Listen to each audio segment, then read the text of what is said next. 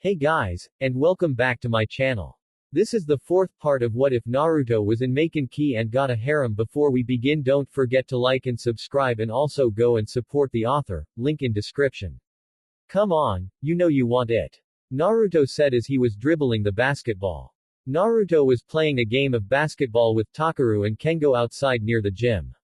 It was him against Takuro and Kengo double teaming. To make it fair, I mean, come on, Naruto's like a freaking superhero now. It wouldn't really be fair with someone helping him against those two, but then again it still isn't really that fair with his crazy superhuman abilities.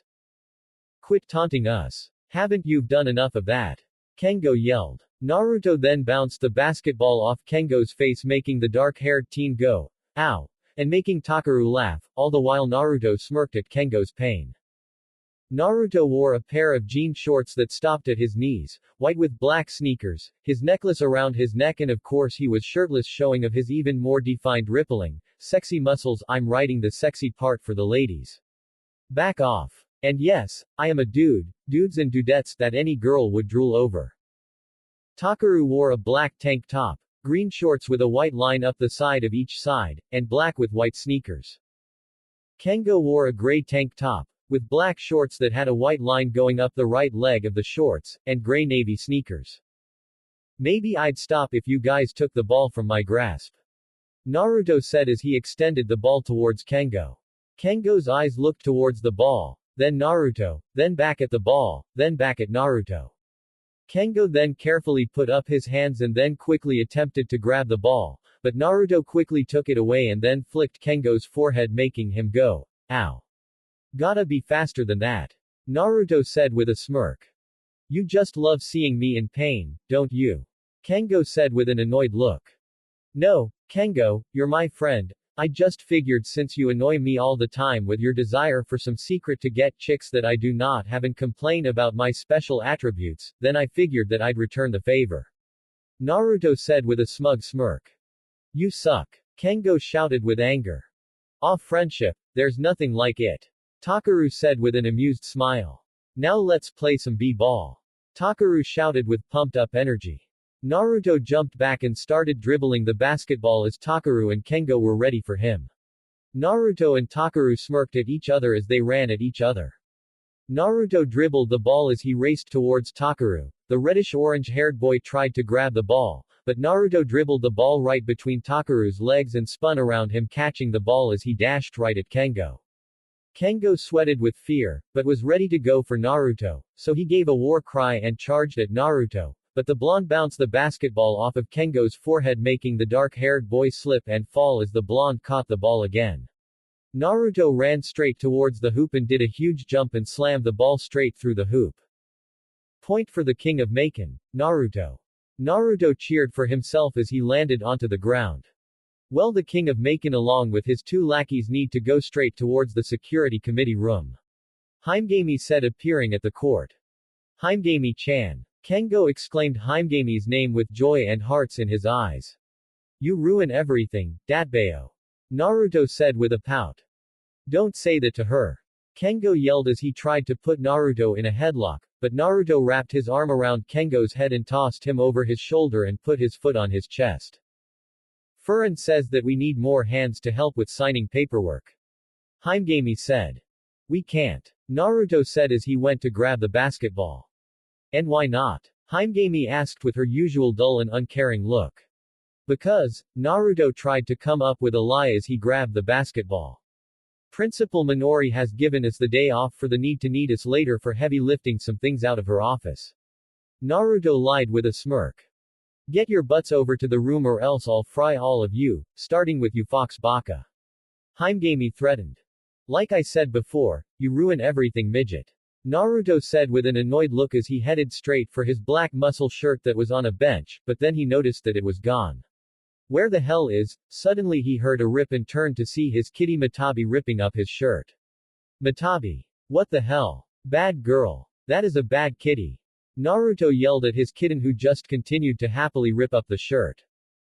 Now isn't that adorable? Himegami said, smirking at Naruto's misery. Shut up, midget. Naruto yelled at his fellow blonde, who just continued to smirk at him. Wow, Kimi was right, Those two do act like brother and sister. Takuro said. Great. I got no worries about Naruto trying to steal her then. Kengo said as he was getting up and holding his throbbing dizzy head. So how was your date? Tell us. Tell us. I have to know. I have to know. Anaho exclaimed as she bounced with excitement, desiring to know the events of how Naruto and Azuki's date. I said bug off. Azuki shouted, blushing furiously as Anaho was bugging her. Please Tilda, Anaho begged with cute puppy dog eyes and a begging cat-like smile. A deadly combination. No. Azuki yelled. Did you kiss? Yuruchi asked. Almost. Wait. Why did I say that? Azuki shouted as she blushed cherry red. I remember seeing her and Naruto make out in front of Garrett. Yuka said with her usual cheery smile. Shut up. Azuki shouted, blushing a deeper shade of red. So Naruto has 3 women chasing him, great. Furin said with an annoyed look. Ah, jealous Furin. Himegami said as she entered the room with the guys and Matabi. Surprising since you usually play for the other team. Himegami said, actually surprised that Furin has a crush on Naruto. Himegami. Furin screamed the blonde's name as she blushed red. Furin's a lesbian. Kengo shouted with shock as he then grabbed Naruto's shoulders. You officially turned a lesbian into a bi. What are you? Some kind of god?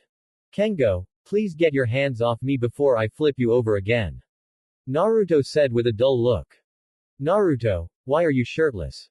Haruko shouted as she and the other girls blushed red at the sight of Naruto's impressive muscles, except for Cha-Cha, she drooled at the sight of Naruto's exposed muscles. Ask the kitten. Naruto said as he pointed at Matabi, who was still ripping up his shirt for fun. She ripped it up, which is a bad thing. Bad kitty, bad, those things are expensive, TT Ibeo. Naruto said with an irked look, but the kitten just ignored him and kept ripping up the shirt. Man, the sage is lucky he died on the spot or else he probably would have no more clothing, all thanks to the real Matabi. Naruto grumbled with an annoyed look as the mini Matabi meowed cutely. Kawaii. The girls all said, unable to resist Matabi's cuteness. Whatever, let's just get this thing over with. Naruto said as he made his signature hand sign and created a couple of shadow clones. No. Absolutely not. No shadow clones. Furin shouted. What? Why not Furin-chan? All the Narutos whined in unison. You should never take the easy way out, that's a sign of laziness. Furin said. When have I ever done things the easy way? Naruto asked. The last time you pulled this stunt. Furin said, walking up to the original blonde. That was different, everyone wanted ice cream, so I was doing a kind thing. Naruto said. I say keep the clones, besides, Cha-Cha said as she got between 2 shirtless clones and wrapped her arms around their necks. The more shirtless Naruto's the better. Cha-Cha said with a huge grin, making the clone blondes blush with nervousness, a bit frightened that Cha-Cha might take them here and now. Well, I say no, so no. Furin said as she was poking Naruto's muscular and well-defined chest. You must be having a field day feeling his chest, huh Furin? Yuka said with her usual cheery smile, making her best friend blush crazy. Shish, shut up, Yuka. Furin exclaimed as she quickly pulled her finger away from Naruto. Either way, when I say no Naruto, I mean no. Too bad it doesn't matter anymore. Naruto said with a dull look. What? Why? Furin asked, confused to what he meant. Done. The Naruto clones said as they finished the paperwork, earning amazed looks from the others. But how? Furin said with shock. Easy, they just did the work while you were talking. Thanks to our study sessions, my writing speed has gone up 70%. Naruto said. Holy crap. Kengo, Azuki and Takuro said with amazement. Well, since we're done, all thanks to Naruto-kun, let's go get milkshakes. Cha-Cha exclaimed as she and Kimi jumped in the air for joy. Suddenly the door opened to reveal Aki holding more boxes of paperwork. Sorry for the disturbance, but we need you to sign these as well. Aki said. Ah, damn it. Cha-Cha cursed as she and Kimi pouted. Aki then noticed that there were clones of Naruto and they were all shirtless, their defined muscles shining from the sun's reflection of their beads of sweat, their hair a bit wet from the workout they were doing earlier, and their dashing good looks. She couldn't take it anymore. Aki had fainted with a blush from the sight of Naruto's sexy clones and started having another erotic fantasy about them. Oh my god, Aki-sensei. Haruko shouted as everyone gathered around her with Azuki lifting the box off of her. Are you okay? Oh Naruto-kun, you feel so good. Aki said in her sleeping, shocking everyone with huge blushes on their faces. Nani? Everyone yelled with complete shock and disbelief. See? What have I been saying? He always gets the chicks. Kengo yelled with anger. Shut up. Naruto shouted with his entire face turning red from embarrassment and his nose bleeding for obvious reasons. After finishing all the paperwork, Naruto lifted weights and ran the track with his wrist and ankle weights while lifting dumbbells in both his hands, and after that he headed straight towards his dorm to take a shower and cook something for the girls and Matabi. I'm home. Naruto said, wiping the sweat from his brow. Great, cause we have something to give you.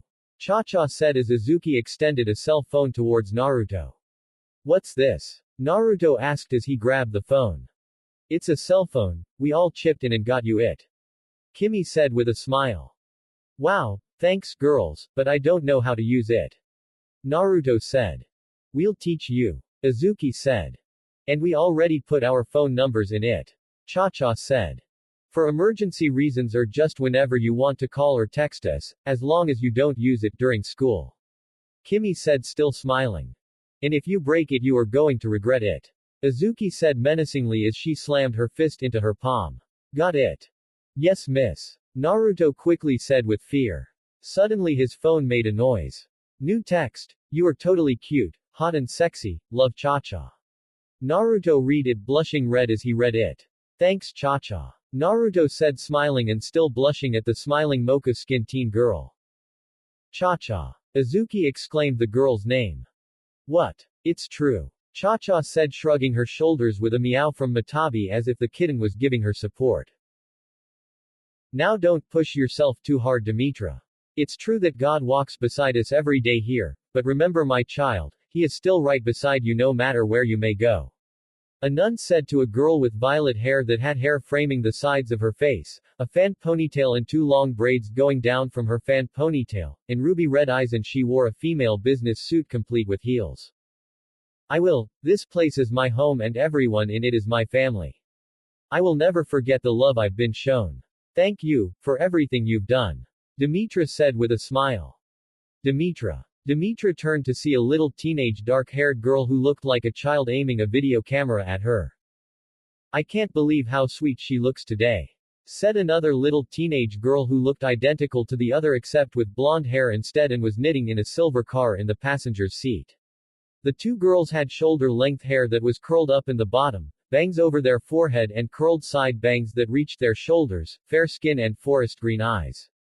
The dark-haired one wore a white dress shirt tucked into black shorts that were held by overalls, a sky blue bolo tie, white sock that went up to her knees and dress shoes.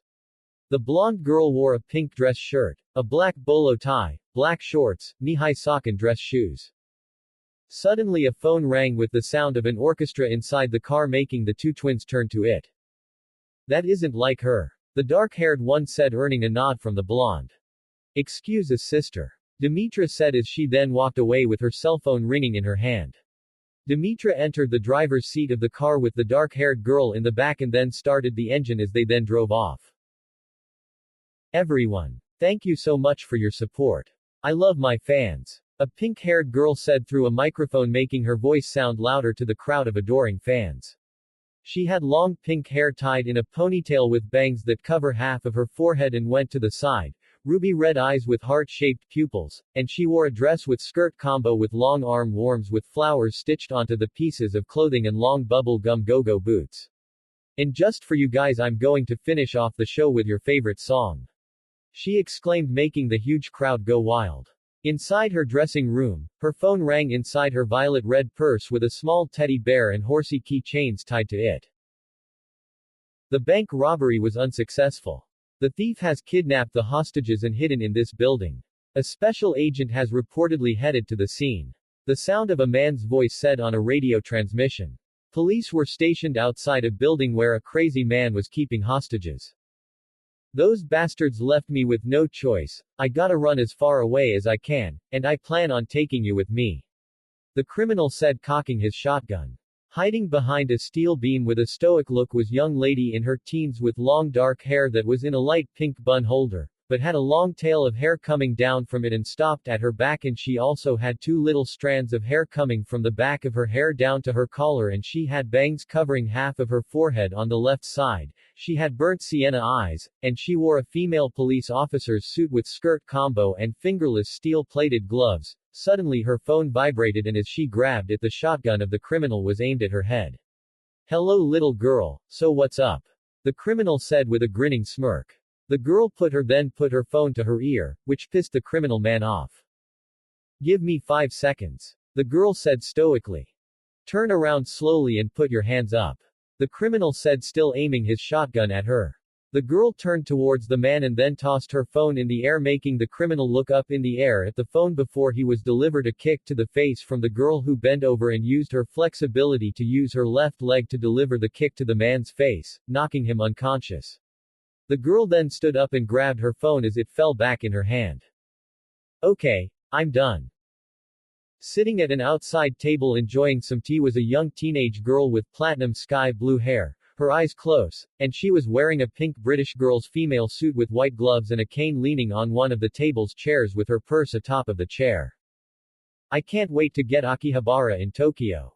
Nothing I like better than Japanese girls, they're so freaking cute. The girl said, taking a sip from her tea.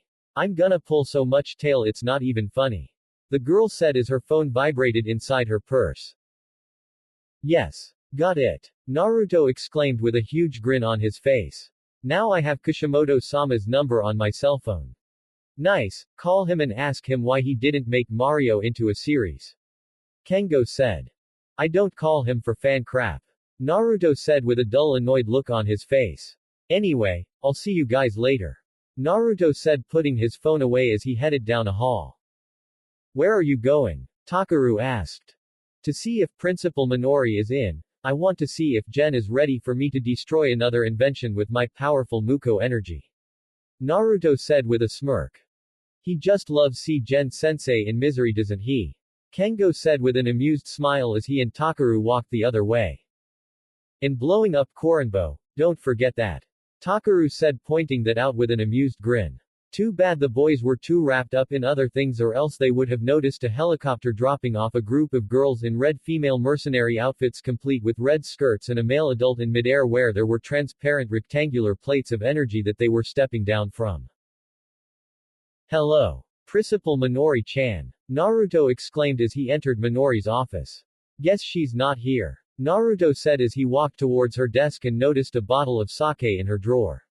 Naruto earned a sly look on his face, complete with sneaky grin. Well, after the crap I've had to deal with lately, I'm sure she doesn't mind me taking a sip. Naruto said as he grabbed the bottle, uncorked it and started drinking it. After taking a gulp or two, Naruto sighed with satisfaction as he firmly held the bottle in his hand. Man, and to think I wouldn't love this stuff if she didn't force me to drink it as we waited for General the last time. Naruto said as he then earned a perverted grin, blush and nosebleed as he remembered that day. Hell, she even pinned me down and straddled my hips as she made me down it. And man, the closeness we got, those sweater puppies felt great. Naruto said, grinning like a mad pervert. At least that was until Gen came in. Naruto said with an annoyed loom upon his face. Then Naruto heard the, oh so familiar, booming laughter inside his head. You've really become a real pervert, kid. That pervert of a godfather of yours would be proud. Kurama said with a smirk. Shut up. Don't you think I know Ero Sennin would be proud of me for cupping those mountains? You enjoyed it too, you perverted fox. Naruto said through their mind link as he drank more of the sake. Ah, Minori-chan. It's been far too long, but look at you. I can't believe how stunning you are. Naruto turned to see a man with light orange hair and violet eyes wearing white mercenary-like clothing doing a pretty boy pose. Whoever this guy is, Naruto doesn't like him. The hell? The blonde thought with a bit of a disgusted mixed with a confused face. Ah, the passing of time has only intensified your beauty and grace, hasn't it? You're dangerous, I can't even look at you directly. The man said as he looked into the office to notice there was only a blonde kid giving him a look. The hell? This guy makes me sick. Naruto thought with a disgustedly annoyed face. The two just stared at each other for a moment before finally speaking a word. "Who the hell are you?" The two yelled, pointing at each other. And that's what happened. Kengo said, finishing his story of how Takuro got between two bitchy girls to stop trouble brewing, but only ended up getting his ass beaten by the two for accidentally touching their boobs. "Man, that sucks," General said. "But anyway, here's your Maken, Takuro," General said, handing Takuro a box with his Maken inside. "Thanks," Takuro said. Suddenly there was a powerful explosion coming somewhere around the school. "What was that?" Haruko shouted. "I don't know, but we should really check it out," Takuro said as he stood up and ran towards where he heard the explosion along with the others following behind. "Wait up. I can't run that fast," Kengo shouted as he tried to keep up. Naruto was standing far off from the building as he stared into the new hole in Principal Minori's office with the man from earlier glaring down at him. "Guess it's just gonna be one of those days," Naruto said to himself as the man jumped down in front of him. "I don't know who you are, but if you have done anything to Minori-chan then I will make you pay," the man said, clenching his fist tightly at the blonde. "Look, Mr. Frou-Frou. It's Akaya. Akaya Kodai," the man now known as Akaya said proudly. "Whatever, I didn't do anything to Principal Minori-chan, but I'd probably do something better than you could do for her considering your crappy pickup lines suck," Naruto said with a smirk as he saw Akaya's face turn red with anger. "How dare you? I will make you pay," Akaya said with anger as he dashed at Naruto. "Let's rock," Naruto shouted as he threw the sake into the air and clashed with Akaya, the two sending quick strikes at one another quicker than the eye could see. "Akaya Taiko. Seiria Otsuka, the pink-haired girl," yelled her leader's name. "Who's that?" Demetra Midia wondered, staring at the blonde. "I don't know, but it's incredible that he can keep up with Akaya Taicho," the blonde-haired girl of the pair of twins, Alilo Finian, said. "Not an easy feat indeed," the dark-haired twin, Lilu Finian, said, agreeing with her sister. Yan, the dark-haired girl with bun holder and tail of hair coming out of it, looked down at the blonde with interest. "Yeah, that is true," Yan Min said. Akaya was glaring at the boy in front of him with shock. "So much skill, and he doesn't even look like he's a part of a special elite group. What is he?" Akaya thought as he continued to glare and send strikes at the blonde, but then suddenly the blonde landed a punch straight at Akaya's face, sending him flying into the school's wall. And watching his handiwork, Naruto grabbed the descending sake bottle and took a swig. The members of the elite mercenary group known as Venus had shocked looked on their faces as they saw their leader get slammed into a wall by a blonde boy that was about their age. "Amazing," the twins said in unison. "This guy's stronger than he looks," Demetra said, still shocked by what happened. Yang looked at the boy with amazed shock as she saw him smirk at his handiwork. "Yeah, he sure is," Yan said. She continued to stare at the smirking blonde. Naruto was then drinking some more of the sake. At least that was until Akaya dashed back at him and kicked it out of his hands and onto the floor, destroying it. Naruto glared at Akaya with anger. "Oh, you're gonna pay," Naruto said as his energy fists came out of his back and were ready to punch Akaya's lights out. Akaya and the rest of Team Venus stared at the boy with shock at the sight at a technique they have never seen before. Suddenly one of Naruto's energy fists delivered a powerful uppercut to Akaya's chin, send him flying into the air. "Damn kid," Akaya thought with pain. "Ohio," Naruto said, smirking as he appeared behind Akaya as the light orange-haired man was still in the air. Naruto grabbed Akaya with his energy claws and then started spinning rapidly in the air as the two descended. "Omit Renge. Front Lotus aka Primary Lotus," Naruto shouted as they descended towards the ground, before the blonde released and got away from Akaya's body as the light orange-haired man was slammed into the ground. Naruto skidded back as he stood up and pumped his fist with the sense of victory. "Yes. First time doing that and I succeeded. Take that, bushy brows," Naruto thought victoriously with a proud grin. Suddenly Akaya, running on adrenaline, charged straight at Naruto and jumped high, delivering an axe kick that the blonde blocked with his arms. Akaya was then sending a series of fast and painful kicks at Naruto, who was still blocking, while he was still in the air. Naruto then caught one of Akaya's feet to only be kicked away with the other. Naruto skidded back as he glared at Akaya, who glared back. Alright, I think it's time we stop playing around. Naruto said as he made his energy fists back into his back and then closed his eyes as he focused the energy within him to surround his arms to create armor around his arms. Everyone stared in shock as they stared at Naruto's new armored arms. Let's go. Naruto shouted as he dashed at Akaya and started sending a flurry of punches straight into Akaya's torso. Akaya's eyes widened from the intense pain he felt from the punches of the blonde's now metal fists. Team Venus stared in shock at how much stronger the blonde was than they originally thought. After sending a vast amount of punches, Naruto sent a powerful uppercut to Akaya's jaw, sending the man flying. After a few moments of flying, Akaya fell back into the earth with a powerful sounding smash and producing a dust cloud. Naruto glared at the dust cloud, waiting to see if the battle was over. Not bad. Naruto heard Akaya's voice as he walked out of the dust cloud.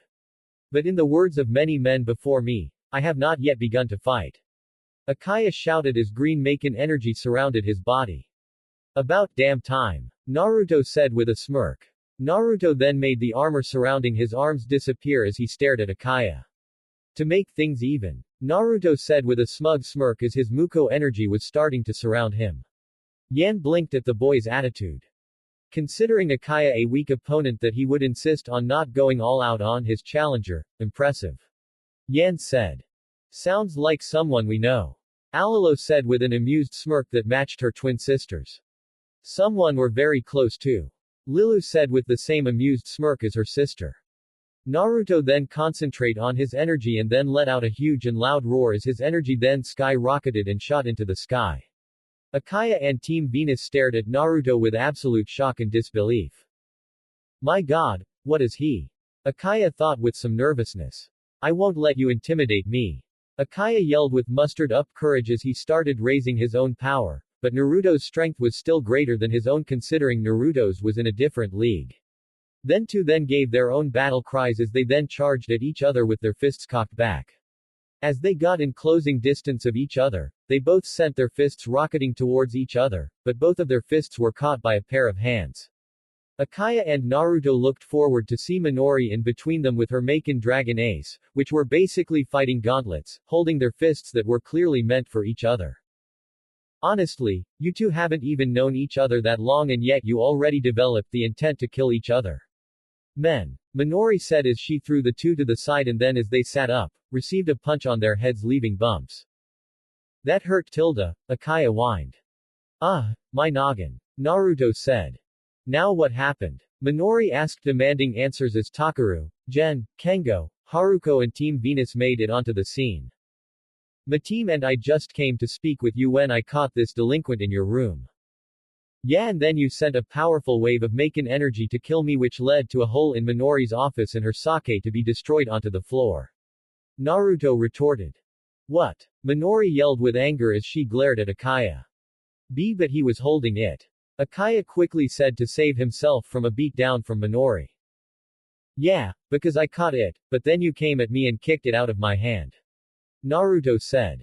He's right about that Akaya Taiko. Jariah said.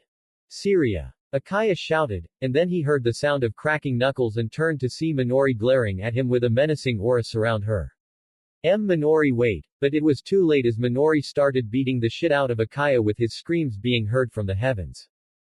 That's what you get for starting a fight with Naruto Uzumaki, bitch. Naruto thought with a cheeky grin. So you're here about the recent attacks. Minori said. That's correct. Akaya said as he sipped his tea with his entire body bandaged from the severe beating delivered upon him from Minori. So you want to stick your nose into our business. Naruto said with an annoyed look and for good reason. If they are wanting to pick a fight with Mayonaka Moon Shikai, then that means that they'll want something to do with him. Naruto, please be polite. Minori said. To the guy who tried to kill me. Hell no. Naruto said with his face still looking annoyed.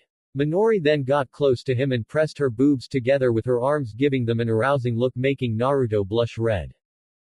Please Naruto-kun tilde for me tilde, Minori said as she put her feminine wiles on Naruto, making the blonde have a perverted nosebleed. Oh okay, but only because you asked so kindly. Naruto said, trying to look away from Minori's eye-cup breasts. All the while Akaya looked at the two's interaction with a comical anime-style shocked face complete with gaping mouth. For years he's been trying to get Minori to flirt with him, and now this kid that he had only met not an hour ago had Minori showing off her goods to do what she wants him to do. It's not fair. Akaya thought with anger and envy towards the blonde boy.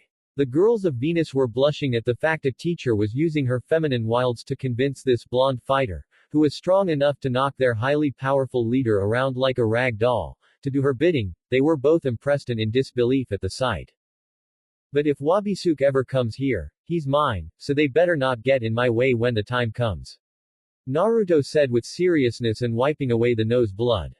I don't know who this Wabisuke guy is, but if he does come here while we're still here then we will deal with him.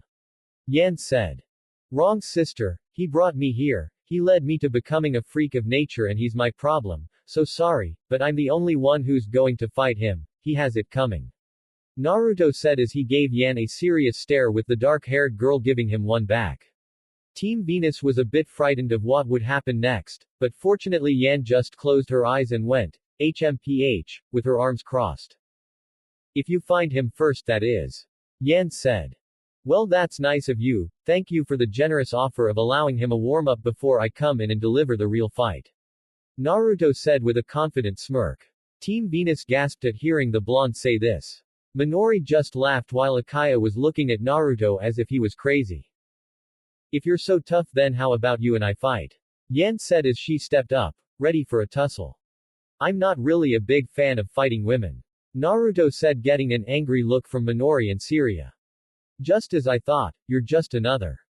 I said I don't like it, I never said I wouldn't. Naruto said as he stepped up and glared at Yan.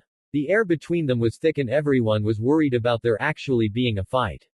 Suddenly after a few intense moments, Yan smirked at Naruto. Finally, a man who isn't a sissy who follows some stupid code of never fighting a girl. Yan said still smirking. Where I come from, we're supposed to ignore gender and fight with all our might. Naruto said with a smirk as well. Sounds like my kind of place. Yan said. If you're the kind of girl I think you are, then I'm sure you would like it. Naruto said still smirking with his arms crossed. Everyone sighed in relief, thankful that these two wouldn't cause any trouble, but it was a bit creepy for Team Venus to see Yan actually be okay with someone. Usually she just keeps her stoic face and insults them, but she actually smirked at this guy, and that was a bit unnerving for them. Okay, it was totally unnerving. So these girls are new exchange students, huh? Naruto said as he walked to Minori's chair and sat his butt down on it, earning an annoyed face from Minori. What? You're not sitting in it? Naruto said with a shrug. Kids got guts. Akaya said, shocked and amazed at this student actually not showing any fear towards Minori. Anyway, yes, I was sure Kamigari did tell you. Akaya said, acting cool as he took a sip from his tea. Minori realized that she was told this and had an embarrassed look on her face. Still as adorably forgetful as ever. Akaya said with a smug smile. So to make a long story short, these ladies are the maidens of Venus. Of course they are. Minori said, sounding uninterested. And they're going to be your new exchange students. Akaya said. Oh how wonderful. Minori said. Naruto said as he dug his finger into his ear. And who might this strapping young man be? Akaya asked, still not happy with getting his butt beat by a boy. Oh the inhumanity. The happy feeling is mutual. Naruto said with an annoyed face. This is Naruto Uzumaki. Mayanaka Moon Shikai pulled him into our own world and did some tests on him and made him into a dangerous weapon, but he ran away and joined us. So he's part of the good guys. Minori said, introducing the young blonde. Pleasure to officially meet you, Mr. Frou-Frou. Naruto said with a smirk as Minori laughed uncontrollably at this, with Jariah joining in while Yan and Demetra chuckled and the twins just smiling in amusement. Akaya was not amused by this and his face showed it very well. Same to you, Mr. Damn it, what's a good insult, alcoholic.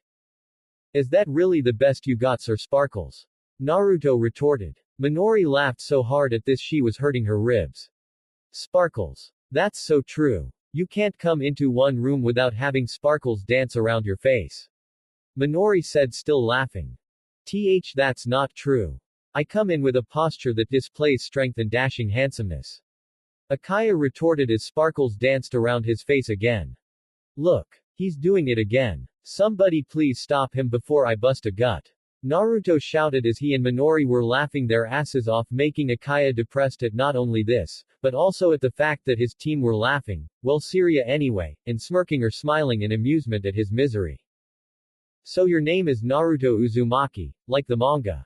Demetra said. Wait, you were brought from another world. Are you the real Naruto Uzumaki? Jariah shouted with excitement. Jariah, don't be stupid, he's not, but before Yan could finish her sentence, Naruto made his signature hand sign and created a clone that appeared from smoke and stuck his palm out, where the clone helped him create a Rasengan, earning him shocked faces from Team Venus and a totally fanned out excited face from Jariah. Do I need to lift up my shirt and reveal my seal? Naruto asked. Well. Yes. Jariah shouted, interrupting her leader, wanting to see Naruto's muscular torso. Naruto then stood up and unbuttoned his shirt until he exposed his muscular pectorals and abs, making the girls blush, and then he summoned his seal to show it to the team and reveal that he was who he said he was. It is him. Jariah shouted with joy. No way. Demetra said with shock. Unbelievable. The twins said in unison with amazement in their eyes. Yan just stood silent, but now she was sure that she wanted to go to where Naruto came from and prove that she was powerful to all. Naruto rebuttoned his shirt and noticed the blush on Minori's face and the bit of drool on the side of her lip, making Naruto grin. Principal Minori-chan, you got a little something right here. Naruto said, pointing to the side of his lip.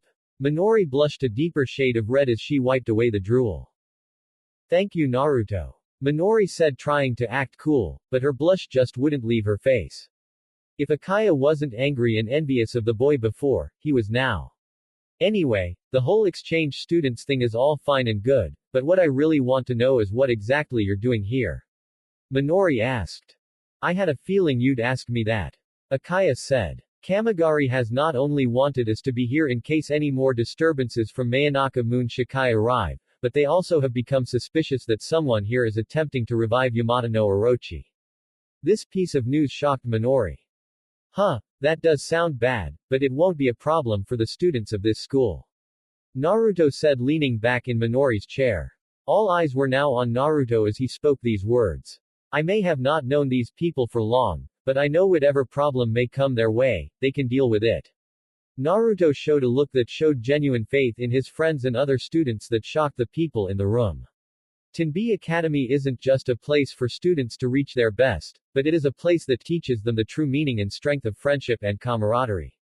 It is true that we fight for ourselves, but here we fight for each other first, as working together is our biggest strength, and with it we could prevail against anything, even some so-called god like Orochi, at least that's what I believe anyway. Naruto said with truth in his voice and nothing else. Minori smiled at Naruto, proud at his belief of what he sees Tenbi is all about. Incredible. Akaya said, wiping away tears from his eyes. Never had I heard anything spoken so beautifully from a student who truly sees this place in such beauty. Akaya said, sniffing as if he was cry. But that won't stop Orochi, or else I could have dealt with him alone. Akaya said with sparkles around his face as he posed like a hero who was full of himself. Thank you, so much, for making my words look like crap, you douche. Naruto said with an annoyed face.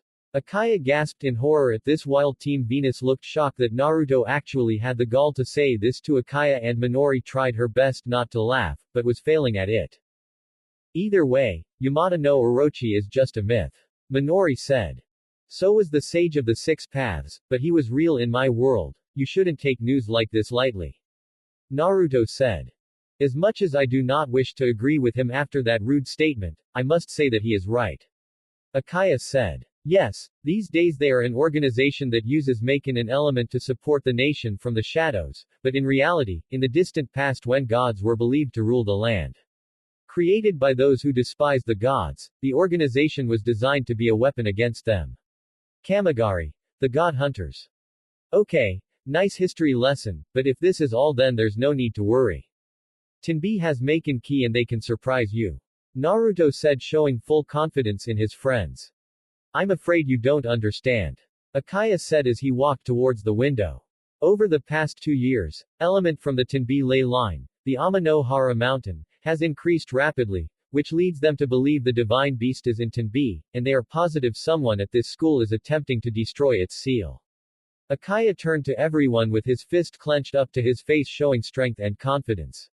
When you take into account the organization's origin, we simply can't afford to let this go ignored. Akaya exclaimed with superiority and a pose with sparkles surrounding him and shining his presence, making Naruto and Minori gain sweat drop expressions.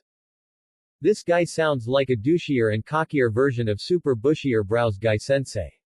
Naruto thought with some disgust. Yeah, I don't know, something like that. Akaya said back to a normal pose. Never mind, that would really insult Lee. Naruto thought with a tired yet still annoyed look. Like it didn't before. Kurama said. Good point. Naruto thought, feeling like an idiot.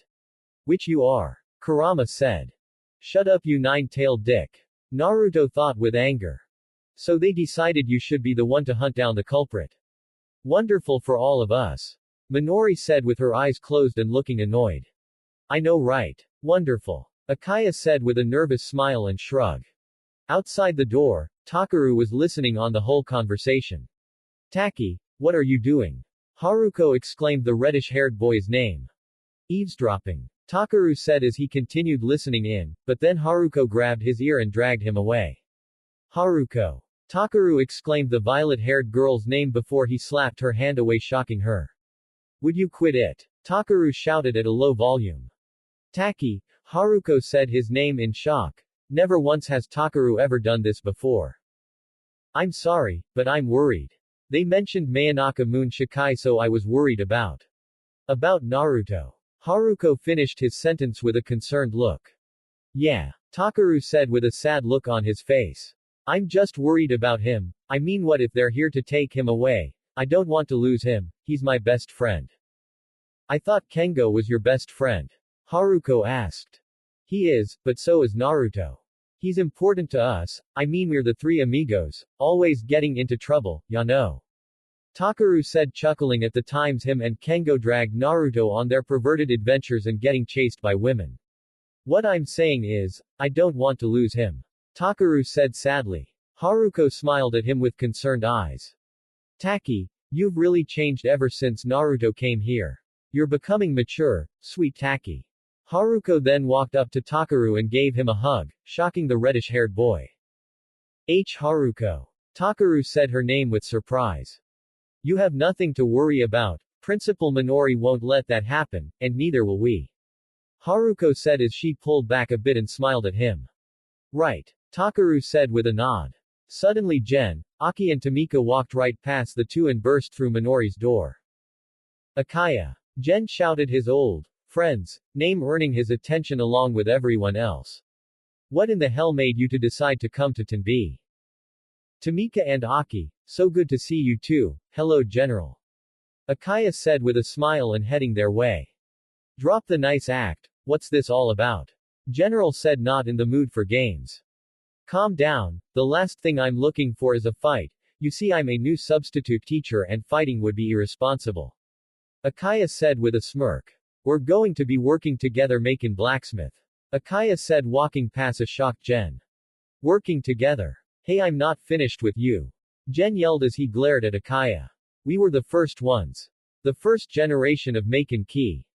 The first generation. Furin said with interest as she and Yuka walked up the stairs up to Minori's office's floor. Hey, I hope I'm not interrupting, but Gen, did you finish that new machine to gauge my power yet?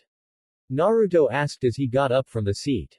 Gen glared at Akaya one last time before turning to the blonde. Yeah, I did. General said with his face still looking serious. Akaya stared at Naruto for a moment before he noticed Furin and the others. Well, where did this gorgeous creature come from? Akaya said, using his natural charm on Furin, making her blush. Good afternoon, we are Venus and I do hope we are welcomed. Akaya said with a polite bow. You even hit on young girls. Sicko. Naruto said, not liking the fact that this guy was hitting on Furin. I am being polite and you are being very rude. Akaya retorted with an annoyed look. Oh, I am so sorry, how could I be so foolish to question the actions of a powerful, extraordinary, strong, and handsome gentleman like yourself who is the erotic fantasy of every homo's dreams. Naruto said with a smirk, making Minori and Gen burst out laughing while Aki and Tamika giggled, and all the while, Akaya had an angry annoyed look on his face. Baka. Akaya thought. Anyway, you are the president of Maken Ki, are you not? Akaya asked Furin. Yeah, that's right. Furin said. He's such a gentleman. May I ask you, my dear president, would be so kind and show us to the security committee? Akaya asked. Yes, I'd be delighted, Furin said with a smile and blush. Oh brother, Furin, don't fall for this guy, he assaulted me just because I was in Minori's office. Naruto said. I thought you had done something to Minori. Akaya retorted. Just because I was in her office with her nowhere in sight. You're trippin', Naruto said. I still can't get used to the fact that Naruto knows slang already when he has only been in this world for almost 2 weeks. Takuro said, earning an agreeing nod from Haruko.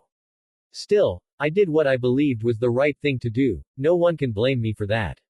Akaya said with a prideful pose. Maybe not, but they can blame you for the giant hole you created inside of Principal Minori-chan's office. Naruto said, making Takuro, Haruko, Yuka and Furin look inside to see that Naruto was right. Classy. They all thought sarcastically. Anyway, don't bother trying to flirt with Furin, because she's too good for you. Naruto said, shocking Furin. Furin then blushed red and gave a small smile as she cupped her cheeks and looked down to the side. That's the nicest thing anyone has ever said about me. Furin thought as she looked at the blonde. Naruto-kun tilde. Right, well my team and I must be going now. Akaya said, glaring at Naruto, who returned the glare back. If you would be so kindly, Miss President. Akaya said, but then noticed Furin was in a trance at looking at the blonde teen with her face showing much affection. Furin tilde, Minori said, the president's name, getting her out of her trance. Huh. Oh yes, my apologies, right this way. Furin said as she led Akaya towards the security committee's room. Yes. Oh, and Naruto. Akaya said, the blonde's name earning his attention. Since we never finished our battle earlier, how about we call it a draw? A draw. I was owning your ass. Naruto yelled with an angry look on his face as he pointed accusingly at Akaya. And yet we never finished our battle to establish who was the victor, so sadly it's a draw. Anyway, so long and have a nice day, sorry about before. Akaya said with a smug smile as he followed Furin, all the while, Naruto glared at him. Douche. Naruto said, making Aki and Tamika cover their mouths in surprise while Gen and Minori were stifling their laughter. Jariah then walked out and noticed Takuro, who she found really cute. Hey there, you're cute. Jariah said. See what I mean? I hope you're a member of Maken Ki as well, nice to meet you. Jariah said with a smile and waving to Takuro as she walked away with her fellow Venus members. Okay. Takuro said, oblivious to the girl liking him, but still the whole interaction made Haruko blushing red with jealousy. And rack another one for Takuro's harem. Naruto said, making Takuro blush red. Shut up. At least I don't have 4 girls, a principal and a nurse after me like you do. Takuro shouted, making Naruto, Furin, Minori and Aki blush red. Shut up, you red-haired punk. Naruto shouted as he put Takuro in a headlock. Akaya stopped at hearing the part about Naruto's harem. 4 girl students, Minori and Aki. What is this kid? Does he have some sort of special ability or secret to gain women that us men have been trying so hard to find? Again I ask, what is he? Akaya thought with more anger and envy towards the blonde boy. Whatever it is, I will find out and obtain it for my own and humiliate the boy after doing so. Excuse me sir, but may I ask why did you stop? Furin asked, noticing that Akaya wasn't following her. Why, what a very excellent question, Miss President, but the answer isn't really of much concern. Akaya said with sparkles dancing around his skin. Lead the way. Furin just shrugged and did as she was told. So you all and that guy were the first of Maken Ki. You poor souls. Naruto said. Yeah, it sucked. Minori said with Gen sighing with a migraine of having to deal with Akaya again. Well, isn't this nice? Yuka said as she gently clapped her hands together with her usual smile. Venus is going to be staying with us up until summer break, so let's do what we can to make them feel welcomed. I'm sure I made them feel welcomed by kicking their leader's ass. Naruto thought with a dull look and laying back in a chair with his feet up on a table. Geez kid, that sounds a little too much like something a prick would say. Kurama said in Naruto's head. Well, no offense to them, but they didn't really leave a good first impression. Naruto said through the two's mind link. Good point. Kurama said. Why don't you ladies go ahead and introduce yourselves individually? Yuka said, still smiling as always. Yeah, okay. Jariah exclaimed with an excited smile. We're usually known as the twins. The two nearly identical girls said in unison. I'm Alilo Finian. The blonde introduced herself. And I'm Lilu. The dark-haired one said. Wow. Those girls are as adorable as little candy buttons. Anaho said with a cute cat-like smile. Okay, candy buttons. Takuro said with a sweat drop expression. Those girls are a little creepy. Naruto thought. You can say that again. Kurama said. My name is Demetra Midea. We won't be here long, so let's get along, shall we? Demetra said with a stoic look. You got it. We'll put our roses to the grindstone and make it happen. Cha-Cha exclaimed with a grin. That's not exactly right, but I guess it doesn't matter. Kimi said with a manga book up to her face. Geez, crack a smile, why don't you? Naruto thought with a dull look. Hello, I'm Jariah Otsuka, great to meet you. Jariah introduced herself in a cute peace sign pose. Himegami growled at the sight of the girl. Isn't that perfect? More big boobs here to make me feel bad about myself. Himegami said with annoyance and a tick mark on her forehead. At least there's one person that's normal in this group. Naruto thought. A cute vixen who always smiles, does so-called cute poses and is what all girls are seen as. Someone who looks like she only cares about boys and fashion and would probably paint the whole world pink like her hair. Yeah, definitely normal. Kurama said. Well, she pisses off Himegami, so she's okay in my book. Naruto thought as he smirked at the sight of a pissed-off Himegami, which only increased the petite blonde lowly girl's anger. Takuro and Naruto then noticed Kengo with a serious thinking look on his face. I swear I've seen that Jariah girl somewhere before. Kengo thought. I'm sorry, but I hardly feel that I need to introduce myself. Yen said with a smug smirk which rubbed Naruto and Izuki the wrong way. We're not used to associating with your type. You know, people who don't actually have genuine power. I can't help it if I'm not interested in having weak friends, I'm not. Wow, what a bitch. Naruto thought. I like her. Kurama said with a grin. Shut up, Kurama. Naruto thought. Like that is so beyond rude. Jariah exclaimed at her friend and teammate.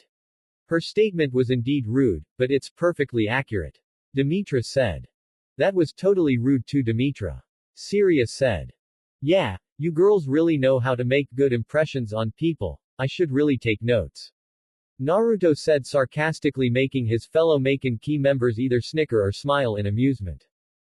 Big talk, but completely understandable since you stick out like a sore thumb compared to the others. Yen said with her looking stoic. And what's that supposed to mean? Naruto asked.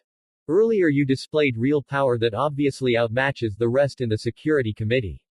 Yen said. Oh right, my fight with your leader who attacked me just for being in Minori's office and whose ass I owned and yet he called it a draw. Very interesting character. Naruto said. The douche. Naruto mumbled that last part. Either way, the members of Maken Ki aren't a bunch of pushovers, well maybe Kengo. Hey. But the rest are stronger than you assume. In a battle they can shock you with how strong they are, believe it. Naruto said with confidence in his friends, making them smile, except for Kengo who was annoyed about the pushover comment.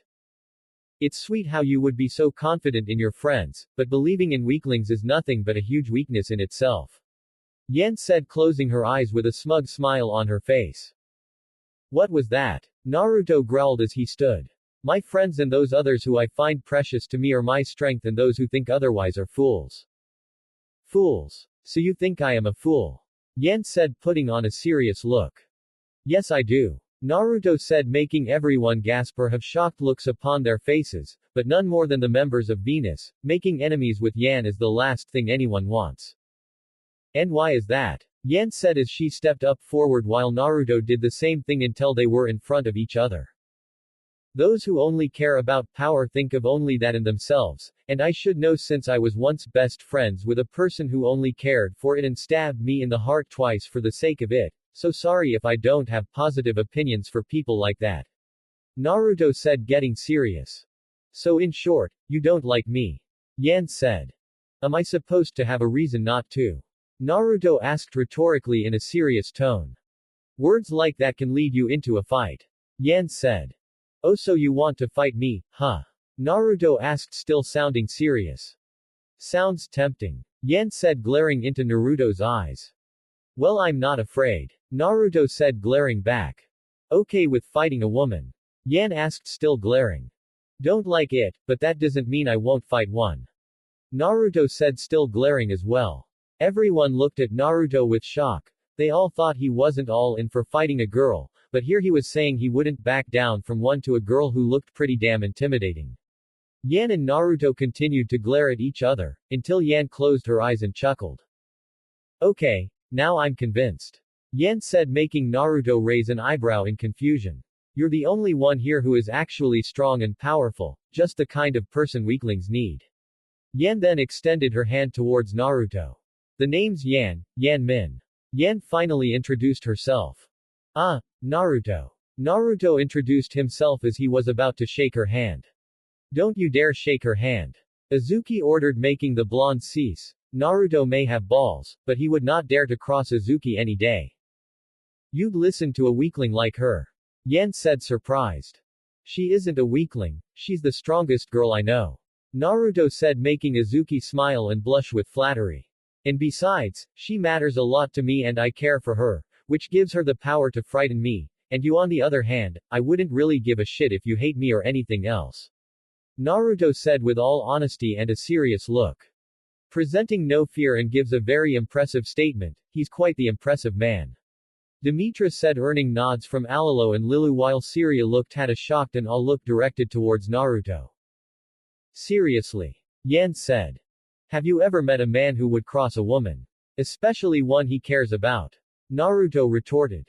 Good point. Yan admitted. Not that I'm underestimating anybody, but why do you girls consider yourselves the strongest? Naruto asked. Let's be clear, Venus has completed numerous missions across battlefields more dangerous than most have ever seen. Demetra said. So have I, which translates to, color me not impressed. Naruto said with a serious look. Takuro, Kengo and Jariah looked at Naruto with shock of how much guts he's got to say such a thing to Venus. Well, even if you are not, we are proud of our accomplishments and have every right to feel that way. Demetra said. And it's good that you feel that way, everyone should, but that still doesn't mean that it's right to consider someone by appearances. Naruto said as he walked up to Demetra. I've been on missions before and what you just said is disgraceful. Naruto said with all seriousness. Everyone, even Team Venus, looked at Naruto with shock at his bold words. To judge someone from appearances of looks or placement is considered a death sentence that can be hazardous to one's priorities, team, comrades, and one's state of mind. Believing you are superior against those who you would believe to be weak compared to you, even if they aren't your enemy, will leave you opened and weak like a dying animal, and it can lead to one's downfall. A state that those like your superior would be disappointed to know that his own subordinates would have. A little piece of advice from someone who has been in such a state and was grateful to escape it. Know your enemy, and know your comrades, then you'll know what they really are and you'll never have to suffer the fate of being defeated when time of judgment arrives. Naruto said with great seriousness in his voice, eyes, look, and stance. Basically it was like staring at an entirely different person. Azuki, Cha-Cha, Kimi, Furin and even Yan looked at Naruto with amazement of how gutsy he was, and secretly, it turned them on. Unknown to all of them, Minori, Aki, Gen, Tamika and Akaya were watching the two teams through a security camera and were shocked at how serious Naruto was. Damn. Minori and Aki said with breathtaking looks as the blush and held their hand over their hearts, while Jen and Akaya just glared and gritted their teeth, anime-style, seething with anger and jealousy directed at the young blonde at the fact he was turning Minori and Aki on. Tamika was just confused at her four colleagues' looks, not sure what was making them this way. Demetra actually gulped a bit with a bit of fear as she looked straight into Naruto's serious eyes. Something you should consider, Naruto said as he walked away back to a seat. Great, now he's considered a badass. Just great, Kengo thought with annoyance. I gotta say, you earned my respect, not an easy thing you can attain on a first meeting. Yen said with a smirk, shocking the members of Team Venus. Wow. And it's so true. Yan hated all of us at first. Syria said, still in shock of hearing Yan's words. Hate isn't really that accurate, but she wasn't fond of us at first, that was certain. Demetra said. However, the rest on the other hand wouldn't even know a real battle if it hit them in the face. It's not their fault, they can't help that they live in a daycare. Yen said with a stoic look and her eyes closed. What is she talking about? Takuro wondered, confused by Yan's words. And the explosion goes off in 3, 2, 1. Naruto counted down, making everyone look at him with confusion. She did not just say that. Azuki shouted as she slammed her hand down onto the table. Wow, if this is the help they've sent, they must not think much of us. Wait, Azuki, don't. It's too late, Haruko-ne. Once you piss off Azuki, there's no stopping her, believe me. Naruto said as he pulled his collar down a bit to show a giant fist-shaped bruise. Holy crap, what happened? Kengo asked. I accidentally pulled a Takuro. Naruto said, blushing and avoiding any eye contact. What? Oh come on. Is that really a thing? What the hell does that even mean? Takuro shouted, getting annoyed by the new saying. A Takuro moment, when a male who means no harm to the female gender, accidentally ends up in a situation when life throws a ball at him and he ends up doing a perverted action against a female, and once the shameful deed is done, the male earns a brutal hit and or beat down from the victim female, leaving him in a sad defeated state. Naruto explained the definition of the saying he made up, surprising everyone, minus Team Venus. Wow, he even made a definition for it, that's incredible. Kengo said. No it's not. Takuro shouted. Suddenly the only three males of Maken were hit in the heads by three separate books from Azuki. Ow! Kengo said, holding his head. Crap! Takuro exclaimed, holding the top of his head. Damn it! My non-special forehead. Naruto shouted as he held said forehead. I take it you're some fancy schmancy elite organization which oversees recruits. Azuki said as she made her way to Yan. Didn't I basically just say that before? Naruto thought with a dull look. Didn't Naruto basically just say to? But before Takuro could finish, Naruto slapped his palm on Takuro's mouth to keep him from getting killed by Azuki. Your nasty attitude gives you away, sweetie. Azuki said as she was in front of Yan with a dangerous smirk on her face. But I'd be happy to help you fix it if you'd like. I've heard the Japanese say, the weaker the dog the more likely it is to cry out. Yan said, making Azuki frown and glare at the Chinese girl. Looks like theory doesn't apply to dogs alone. Try me bitch. Azuki dared Yan as she gritted her teeth and continued to glare at the girl. But angry monkeys don't know how to fight. Yan insulted Azuki with a smirk. You're gonna pay for that. Azuki exclaimed as she glared at Yan, who still continued to smirk smugly at her. I have an idea, how about we settle this discussion with a little duel? Azuki said with a grin. That's perfectly fine with me. Yan said, still smirking. Oh. Looks like Azuki has a brand new mortal enemy. Cha-Cha exclaimed with a grin. Great. Just what we need around here. Another girl who can make Azuki throw a desk straight through a wall just by throwing some insults. Let's celebrate.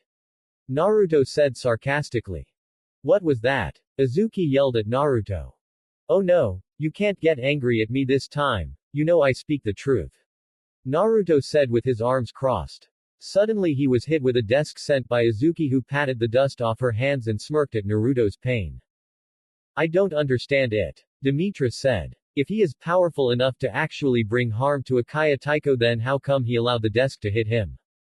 That's easy, it's because he likes Azuki and men always let the girl they like treat them like training dummies. It's pathetic, but they do usually deserve it in the end. Himegami said. How did I deserve it this time? Naruto said as he pushed the desk off of him. Look, I'm begging you, no fighting. Naruto begged Azuki. Back off. This is my battle. So don't butt in. Azuki shouted. Unfortunately, duels between all Maken key members are strictly prohibited. Yuka pointed out with a smile. Oh thank God. Naruto said with a relieved smile as Azuki had an annoyed and angry look on her face. But if you're serious about finding out who's stronger, we can always let sports decide it. Yuka chimed with her smile and gently clapping her hands. Oh crap. Naruto thought with new fear. To those who have read the manga, I will be doing the volleyball match from the anime because it seemed much simpler. Okay girls, just give me a minute and I'll explain the rules of the game. Yuka said with her usual smile and her hands together with Furin beside her with her arms crossed. Well, we've decided to go with today as your basic 3-on-3 volleyball match. Everyone was dressed in their gym clothes, the girls in their gym shirts and Baruma bloomers while the boys wore gym shirts and gym shorts, well except for Naruto anyway. Team Venus wore non-matching gym clothes with Demetra wearing a sleeveless sky blue with red gym shirt and red with sky blue gym short shorts, Syria wore a red with white sleeveless gym shirt and white with red gym short shorts, basically like Demtira's, and Yan wore a red with black sleeveless gym shirt and black with red gym short shorts. Each girl had a symbol of different things on the left side of their breasts. Naruto wore a black sleeveless muscle shirt, orange shorts that stopped at his knees and had black lines down the sides and black flames at the bottom. They were made by the apparent mistress of sewing Kimi Sato, and he also wore black with white sneakers and his necklace around his neck. The first team to get a total of 15 points is the winner. If the score ends up being tied at 14 points apiece, the first team to get a 2-point lead wins. Does that make sense to everybody? Yuka said, still smiling. Since this competition is technically considered a part of official club activities, our advisor and school nurse Miss Niju is going to referee for us. I hope I don't mess anything up too bad, I've never been a referee before. Aki said with some nervousness. You'll do great, Aki-sensei. I know it. Naruto said to the school nurse. Aki couldn't help but blush at Naruto's support. She knew what she felt was wrong, but she couldn't help but feel something for the young blonde. As Naruto was smiling at Aki, Kengo hit Naruto in the side with his elbow, making the blonde glare at the dark-haired pervert who just whistled a tune as if he did nothing. Why do we have to play it 3-on-3? I could fight that Yan bitch by myself. Azuki said, cracking her knuckles with determination. You're not the only one who wants to win, Yano. I want to kick their asses too. Cha-Cha said with a serious look on her face, which was seriously creepy since she usually smiles and grins with much energy, fun and excitement. We all want to win this, not just you two, there's so much at stake here. Haruko said. Well, we have enough people to make up a real game. Azuki said. Well yeah, Maken Key does, but they don't. Haruko said. From what I can tell, Venus has only 5 people. You know, you're more than welcome to use 6 if you're not feeling terribly confident. Yan said. Yan, stop making things worse. Syria said. You know, if you want you could just send out the blonde boy, he's your best bet. Yan said. I mean, last time I checked, he can make copies of himself, which means there's no use for you. Yan. Syria exclaimed the dark-haired girl's name with worry. She thought Naruto was cool and cute since she was a fan of the manga, but after what she saw with Naruto beating the crap out of Akaya, she didn't want to go up against Naruto, and she thought Yan was psycho for thinking they, or more likely she, could take him on. It's like I said before, I have faith in my friends, so too bad, so sad, you can't go up against me. Naruto said, earning smiles from his fellow Maken Key members. Besides, even with all 5 of you girls I can take you on, easy. Big talk, and how can I believe those words when you won't join in? Yan said with a smirk. You're staying at Tenbi until summer break, you'll see soon enough. Naruto said with a smug smirk. But anyway, how about you stop talking and get ready, because the game's about to start, am I right, Aki-sensei? Huh. Oh yes. Aki said with a nod. Syria. Demetra said, the pink-haired girl's name earning her attention. You're aware that ultimately we resolve everything through power, And I mean everything, even them, even this stupid game. Go team. You can do it. Maken key. Anaho cheered as she jumped in the air waving her pom-poms around as she was dressed in a cheerleader's outfit along with Kimi and Himegami. Kimi was waving around her pom-poms cheering as well with a smile and hoping if Naruto was watching her, while Himegami was just waving her pom-poms with her usual uncaring look. I like their style. Takuro said with a blush. Come on Himegami, show him who's boss. Kengo cheered. Seriously. Cha-cha-chan, Azuki-chan and Haruko-ne are the ones going head-to-head with Team Venus, not Anaho Imouto, Himegami Imouto and Kimi-chan, even though they are doing a great job of cheering our players on. Naruto said. Thank you. Uruchi said, happy that Naruto wasn't like the two idiots beside them. Did you just call me little sister? Himegami shouted with a comical anime pissed-off expression. Looks like I found a way to piss her off. Naruto said to the three next to him as he laughed at the look on Himegami's face, but suddenly lightning was sent Naruto's way, but the sun-kissed blonde ducked in time. Hey, keep those fingers around those pom-poms. Naruto shouted with his own comical anime pissed-off look as he glared at Himegami who just glared at him back. Ah tilde that's so sweet. You two are like brother and sister. Uruchi said with a smile. Cute right? Takuro said with a smile. Yeah, adorable, but seriously Naruto, you gotta admit they look fine tilde, Kengo said with a sly grin. I see Anaho and Himegami as little sisters, so shut up. Naruto said. Then he grabbed Kengo and used him as a human shield to save him from getting electrocuted by Himegami. This made Uruchi laugh her ass off as Naruto put the now crispy Kengo back in his seat. But I will admit Kimi-chan looks so good in her outfit. Naruto said with a wide smile and lovey-dovey eyes with some drool going down the side of his lip. Oh joy, that dumb fox Baka is staring at Kimi with perverted eyes, don't you feel lucky Kimi? Himegami said with sarcasm as she felt like trying to fry Naruto's ass again. Kimi looked at Naruto to see him staring at her lovingly which made her blush red. Naruto had noticed that Kimi saw him staring at her like a pervert and just scratched the back of his head and waved at her as he chuckled nervously. Kimi smiled at him as she waved a pom-pom his way as she continued to blush red. Ah tilde you two would look so cute together. Anaho said to Kimi with an excited cat-like smile.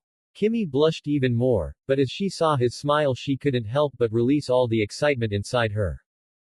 Go Maken key. Show them what's for. Let's show them that Naruto belongs to us and not them. Kimi cheered. Don't worry Kimi, we'll make sure of it. Azuki said with a smirk and her fist pumped. Yeah, believe it. Cha-cha exclaimed finally saying those favorite words of Naruto's. Hey, she said what I usually say.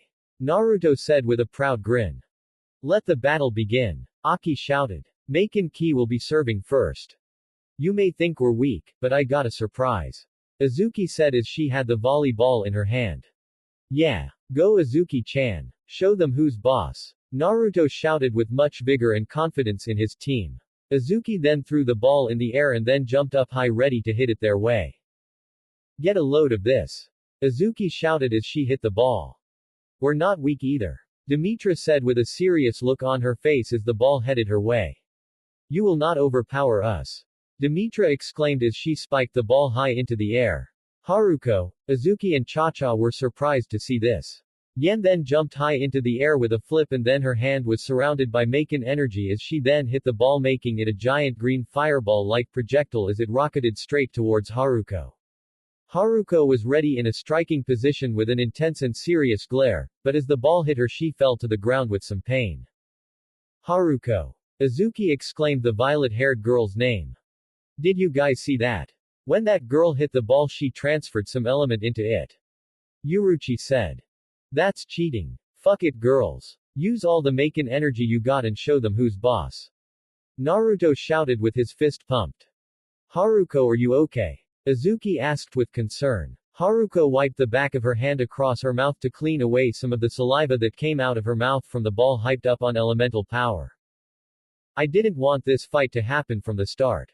Haruko said as she glared up at Team Venus. But now as Security Committee Vice Head, I will not allow us to lose. Then show them what you can really do. Naruto said with a serious look and his arms crossed. If they're going to play rough, then don't bother holding back. Naruto then gritted his teeth as one of his hands became a fist glowing with his Muko energy. Show them the real strength of Maken Ki. Naruto shouted. Yeah. The rest of the security committee cheered. He sure does have confidence in his team. Demetra said. Sure, for now anyway. Yan said, earning looks from Demetra and Syria. But once he's with us, I'm sure I can change his mind. Yan said with a smirk. Suddenly Team Venus had shocked looks upon their faces along with the members of Maken Ki and Aki as they stared at Naruto. Naruto, Kengo said sounding worried. Takuro turned to see what Kengo was worried about, and to say the least, Takuro knew why he was worried. You're on fire. Kengo said, earning the blonde's attention. Literally on fire. Kengo exclaimed. Bluish-green flames were dancing on Naruto's skin, but they were transparent enough for Naruto's entire body to be seen. Huh. Oh yeah, that happens when I get intense. Naruto said. Really? Well, isn't that amazing? Takuro said with some worry of the flames burning the whole building down. Don't worry, it only burns things when I want them to, although it was a pain in the ass to get that down at the beginning since I usually burned some of the floor and furniture. Naruto said. But we're here to play, not talk about how much of a freak I am. But I didn't say that you were a. Come on you three. Show them the power of Maken Ki. Naruto cheered for the three players. Hell yeah. Azuki shouted in agreement with her fist pumped. So the strongest girl in Tenbi is starting to get into it. Haimgami said with a smile. How fun. This match might actually be interesting after all. Haruko ne looks so pretty and so brave. Anaho said. She's so pretty and she's so brave. Anaho and Haimgami cheered as they waved one of their pom-poms high while Haimgami just nodded. Syria had the volleyball in her hand and giggled as she looked at both Takuro and Naruto. Hey cute boys, you watching? Syria said, earning the only three boys' attention. Service. Syria shouted as hit the ball straight over the net. And with that the game finally began. Both teams were giving it their all to become the victor and prove who was better. The match went on for a long time that the two teams became tied. It's tied. The first team to secure a 2-point advantage is the winner.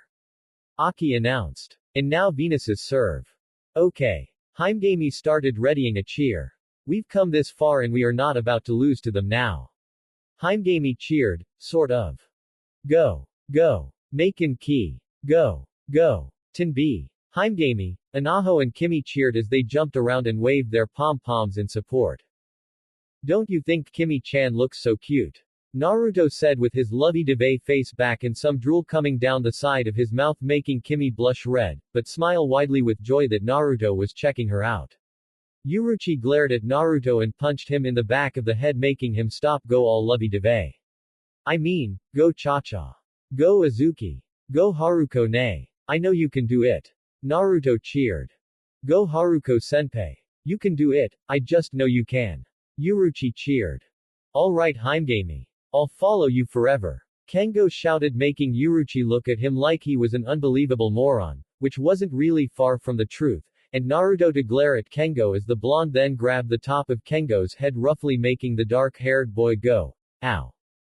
I'm going to give you 5 seconds to cheer for the girls busting their asses for us and 3 already passed. Naruto threatened Kengo making the dark-haired boy sweat with fear. I mean, go Azuki, Cha-Cha and Haruko. Show them who's boss. Kengo cheered with fear of getting killed by Naruto. That's better. Naruto said with a grin as he released Kengo. You know what? I'm starting to like you. Uruchi said to the grinning blonde with a smile. Takuro had a serious and worried look on his face as he continued to look on at the game. But, if we lose? Takuro thought. If you lose, Venus will have to join Maken Ki. Furan said. But if Maken Ki loses, we'll shut down the club until you leave. Sounds good to me, but on one condition. Yan said. Once you lose, we get him on Team Venus. Yan said pointing to the serious-looking Naruto. No. Absolutely not. Cha-Cha, Kimi and Azuki yelled in unison. Deal. Naruto said making everyone look at him in shock. What? All of Maken Ki screamed with shock. Naruto Uzumaki, you better have a good explanation for this. Azuki exclaimed with rising anger, but Naruto still retained his serious features. I'll lay myself on the line as a show of confidence in my friends. I have complete support in them and believe they can rise through any challenge dished at them, including what is seen as the impossible. Naruto said with complete seriousness and confidence in his friends.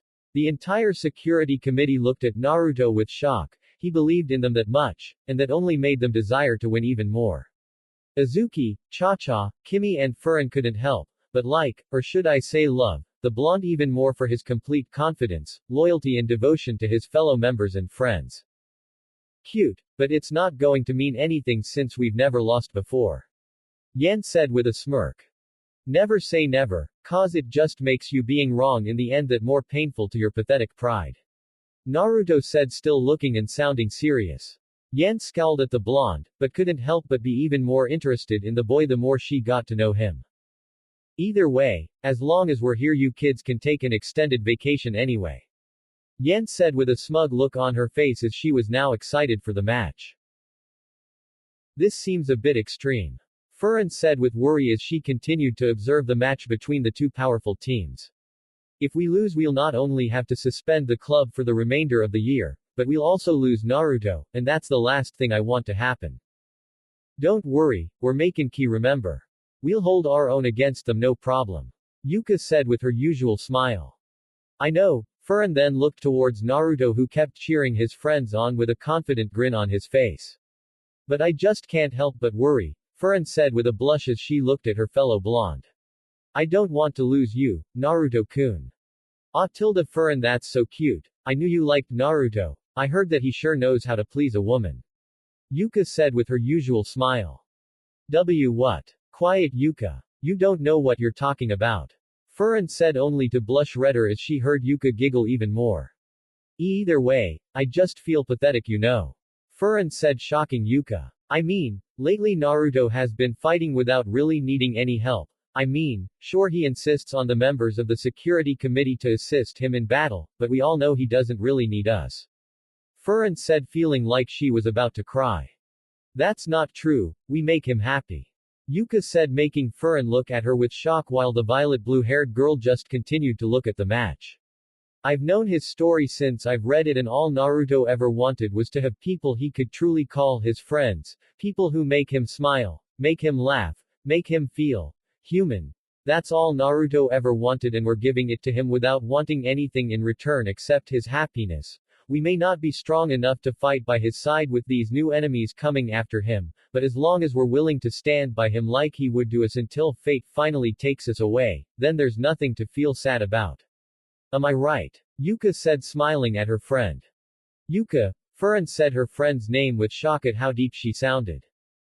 It doesn't matter if we're strong enough to fight beside him, what matters is that we're still by his side through anything, whether he's a part of Maken Ki or not, we'll never leave his side, right? Yuka said with a smile. After all, that's what he really wants since it gives him strength knowing we're still there for him. Furin blinked with surprise and shock before she smiled at her best friend. Right. Furin said with new vigor. You girls sure are fired up just like the rest of your team. Akaya said as she walked beside Furin. I mean look at that, every person out there just looks so alive. Yeah, they sure do. Furin said with joy for her teammates and friends, but also with some worry about how serious Team Venus was becoming. They're starting to enjoy what it feels like to be around people who share the same power, and being able to go head to head with them at the same time. This is something Venus has never experienced, but it's something they've desperately needed.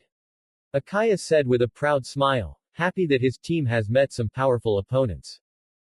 I underestimated you, I guess you are pretty good.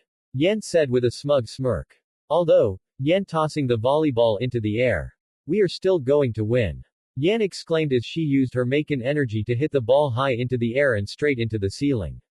As the game was finally in its sudden death match, Naruto sensed a nearby presence, and it wasn't friendly. It felt like energy from a small group of deadly creatures and he didn't like the feeling. Oh shit, why now? Naruto thought. Suddenly the walls broke apart as some sort of creatures came busting through making everyone stop what they were doing.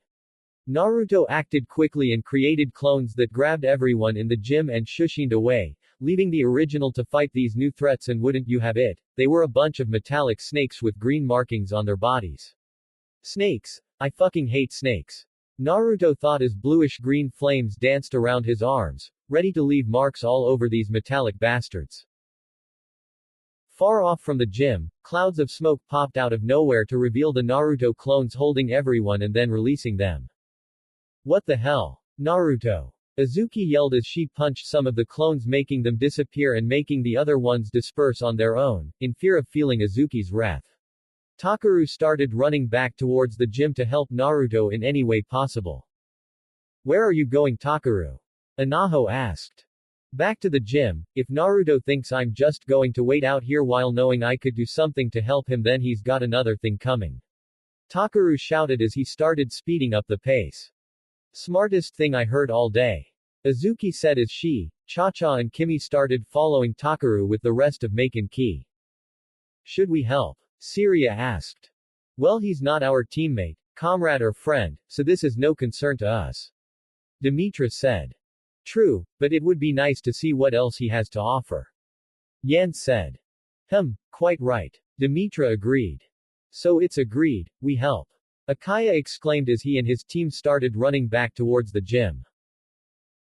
Naruto had roundhouse kicked a mechanical snake in its face and then stomped down hard on another one's head. Naruto was then bit on his shoulder by another mechanical snake, but Naruto ripped it of his shoulder and swung him around, hitting other snake bots before grabbing both its upper and lower jaw and then ripping the snake's mouth in two before throwing it to the ground and stomping hard on what was left of its head. Is that all you got? Naruto shouted as he sent a downward chop on an attacking snake bot's head before slamming the heel of his sneakers atop of the snake's head, successfully killing it. Naruto's fists then burst into fire as he quickly turned and sent a right hook to one snake and an uppercut to another. Naruto then sensed a whole bunch behind him leaping straight at him, so he quickly turned and thrust his fist straight at them, creating a shockwave of bluish-green fire that sent them flying and have their metal melted. Another group metal snake came down on him, so Naruto looked straight up at him and opened his jaw wide, and as it glowed green, Naruto's mouth cannon shot straight out of his mouth and destroyed all of them. Naruto then turned to another group of snakes and sent a flurry of punches their way, destroying them into pieces. They're going to need to do better than that. Naruto said. Back in the shinobi world, Jariah had been working tirelessly to find anything of where the three mysterious beings had taken Naruto, but he had come up empty every time. Jariah-chan. Jariah turned from a book he was reading to find Fukasaku, one of the two great sage toads. Fukasaku. What are you doing here? Jariah asked. I heard that you've been searching for that Naruto boy. Fukasaku said. Why yes, are you saying that, you know where he is? Jariah asked with hope. Well, not me, but the great toad sage Gamamaru does. Fukasaku said. Jariah's eyes widened with shock at this knowledge, but then his face turned serious. Take me to him. Jariah said with all seriousness and determination to find his godson. Naruto had sent a fiery punch straight at a group of snakes, sending them flying. Damn it, where are these things coming from? Naruto said with annoyance. Naruto. Takuro shouted his name as everyone arrived to see Naruto beating the shit out of the metal snakes. Snakes. Damn it, I hate snakes. Kengo shouted. Himegami didn't like hearing that, but right now she didn't like these snakes either. Naruto was busy punching the snakes, grabbing two tails of metal snakes and then spun around quickly hitting other snakes with two metal snakes, but then as Naruto continued to spin, energy surrounded his being and then expanded and spun with him, creating a giant tornado of Muko energy sucking up all the metallic snakes and destroying them completely as they made contact. Everyone, even Team Venus, stared in awe at the amazing ability Naruto was performing. After a while of spinning, Naruto ceased what he was doing, making the tornado of bluish-green energy cease as well. Naruto blinked with surprise and shock as he realized he just subconsciously created a new technique. Naruto started to chuckle a bit and then he started to outright laugh out loud with success and pride. Yeah. New technique baby. Shibo Tatsumaki. Death Tornado. Naruto cheered with a huge grin. Everyone looked at him with amazement before they cheered for him, except for Team Venus, minus Jariah who did cheer, while Yan, Demetra, and Akaya smirk and the twins just smiled their usual smiles. Yan was staring at Naruto, impressed by his feat. Not bad. Yan thought, still smirking. Yan tilde, Syria chimed her friend's name earning her attention. Do you have a crush on Naruto-kun? Syria asked teasingly making Yan blush red and have a look of embarrassment as the rest of Team Venus looked at the two. No. Don't be ridiculous Syria. Yan quickly said forcing her blood vessels to stop and fortunately she succeeded. Okay. Good, cause I think he's super cute and I was going to ask him out and I mean look at him. He's super hot with those sexy muscles that look so delicious that I'd like to. But before Syria could continue on, she had received a hard punch in the arm from Yan. Ow. You punched me. Syria said as she turned to see Yan glaring at her intensely with a menacing aura around her body. Normally Syria would cower in fear of Yan right now, but instead she just smiled which only confused Yan, but the girl still had her intense glare. You punched me, that just proves my point. Only someone who has a crush on someone would do what you just did. Syria said with a big grin on her face and a pair of eye smiles. Yan had a busted look on her face before she forced a serious look back onto her face. Syria, don't be a fool. Yan said with her arms crossed and eyes closed. Actually, she's being quite the opposite. Demetra said earning a shocked look from Yan. Your aura and Maken energy was increasing in a hostile-like manner as she continued to say suggestive things. You're hooked on him. Shut up. Yan shouted at the violet-haired girl. And once again you've just proven Syria's point. Demetra said in her usual calm and collective manner as she ignored Yan's glare. All the while, Azuki, Cha-Cha, Kimi, Furin and Aki heard them and didn't like this bit of news at all. Game on bitch. Azuki growled as her fist trembled with rage and the desire to deck Yan in the face to eradicate any chance of Naruto finding her good-looking. Hey! Naruto shouted earning everyone's attention. Aren't we going to continue the game? With what? The gym's destroyed, again. Furin said. Well the net's still here. Naruto said walking up to the net with his hands in his pocket as he subconsciously created a clone from thin air. Plus the roof's still over our head. Naruto said as he looked up to notice a hole that was created from his new tornado attack. Well mostly. Whoa, he created a clone without any hand signs. Naruto-kun you're so strong. Kimi thought as she stared at Naruto with starry eyes as the blonde and his clone started setting up the net. I want you. What was that Kimi? The original Naruto asked as he looked at her trying to fight back the blush at what he thought he heard her say. Nothing. Kimi quickly said as she put her pom-poms up to her face to hide her entire face turning red. Naruto just decided to go back to setting up the net and to not talk about this ever again, but he will keep thinking it for sure. Whoa kid, and here I thought that Cha-Cha girl was the only one who would outright say that she wanted your meat. Kurama said with a toothy grin. You really pick the worst times, or you a professional at it. Naruto thought with annoyance to his inner beast. I try. Kurama said with a grinning smirk. I can't believe I actually said that out loud. Kimi thought with her cheeks still blushing red. The petite dark-haired girl then noticed that everyone from Maken was looking at her with surprise and shock. What are you looking at? Kimi yelled scaring everybody and making them turn away, except for Cha-Cha and Azuki with the first laughing and the latter to just shake her head and smirk at the girl's slip of the tongue which just made her blush even more. Cha-Cha will never let me live this down. Kimi thought with a down expression. Alright, it's up. Naruto called out as his clone disappeared. Scores still 14-14. And how will we keep score then? Furin asked as everyone made their way back to the court. Naruto turned to see that the scoreboard was burning with bluish-green fire, no doubt caused by him. Well, you and Yuka could hold giant cards that tell the score while wearing bikinis. Naruto said making Furin blush mad while the other girls of Maken looked at Naruto with shocked blushing faces that then turned into anger, excluding the anger part from Kimi, Anaho, Cha-Cha, Yuka and Aki of course.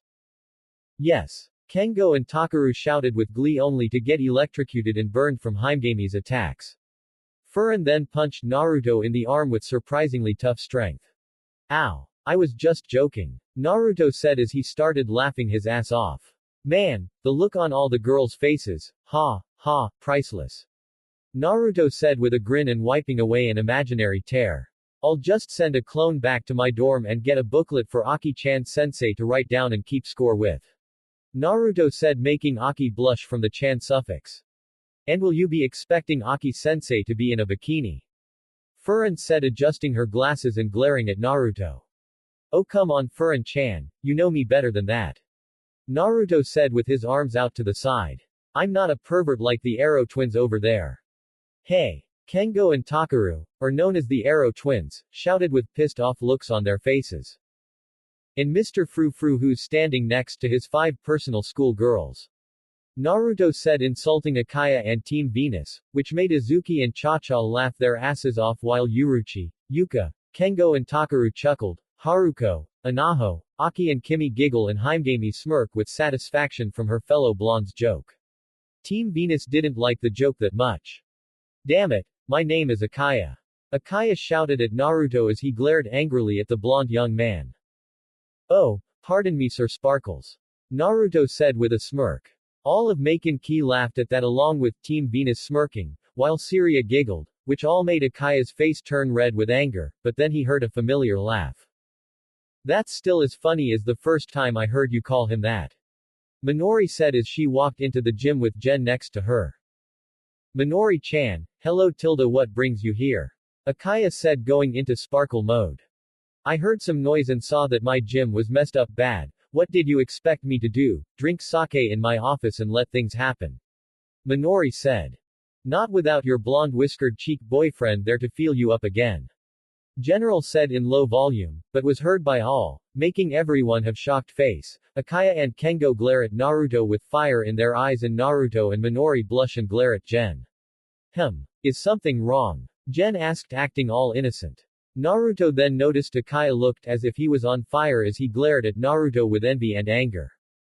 What do you think's up with him? Naruto asked Furin, who was still shocked with a red blush, but then had an angry look on her face as she punched Naruto across the face, shocking the others. Naruto quickly used his arms to protect him from the painful punches courtesy of Furin. Ow! Furin, what the hell? Naruto exclaimed as his fellow blonde was smacking her fists onto his arm. Hey, what happened to the scoreboard? Jen asked. We had a little pest problem. Naruto said as he managed to get away from the angry Furin and lift a broken part of the gym to reveal the only metal snake left. I had to be the exterminator. Naruto said as he grabbed the only snake's tail and lifted it up. Jen, catch. Naruto tossed the robot to Jen, who managed to catch it. Incredible. General said as he looked at the robot in his hands with awe. Its craftsmanship is extraordinary and its technology looks so advanced, and yet it's almost as light as a rubber ball for toddlers. Keep it away from black light, it's the only thing that could give us a clue as to where Mayanaka Moon Shikai might be. Naruto said. Understood, but now that that's out of the way, how about I help out with the board? General said. Replace. Code. XYZ79. General said, and then suddenly a new scoreboard came out from the ground replacing the wrecked one. Naruto and the rest of Maken Ki looked at it with surprise. Was all Naruto could say as he pointed to the new board and looked at Jen with a confused look on his face. Do you know how many sports equipment had been sent through there? General said with a smirk. Well, with that all out of the way, we can start the game once more. Yuka said with her hands together. Right. Azuki, Cha-Cha and Haruko exclaimed with determination and new vigor.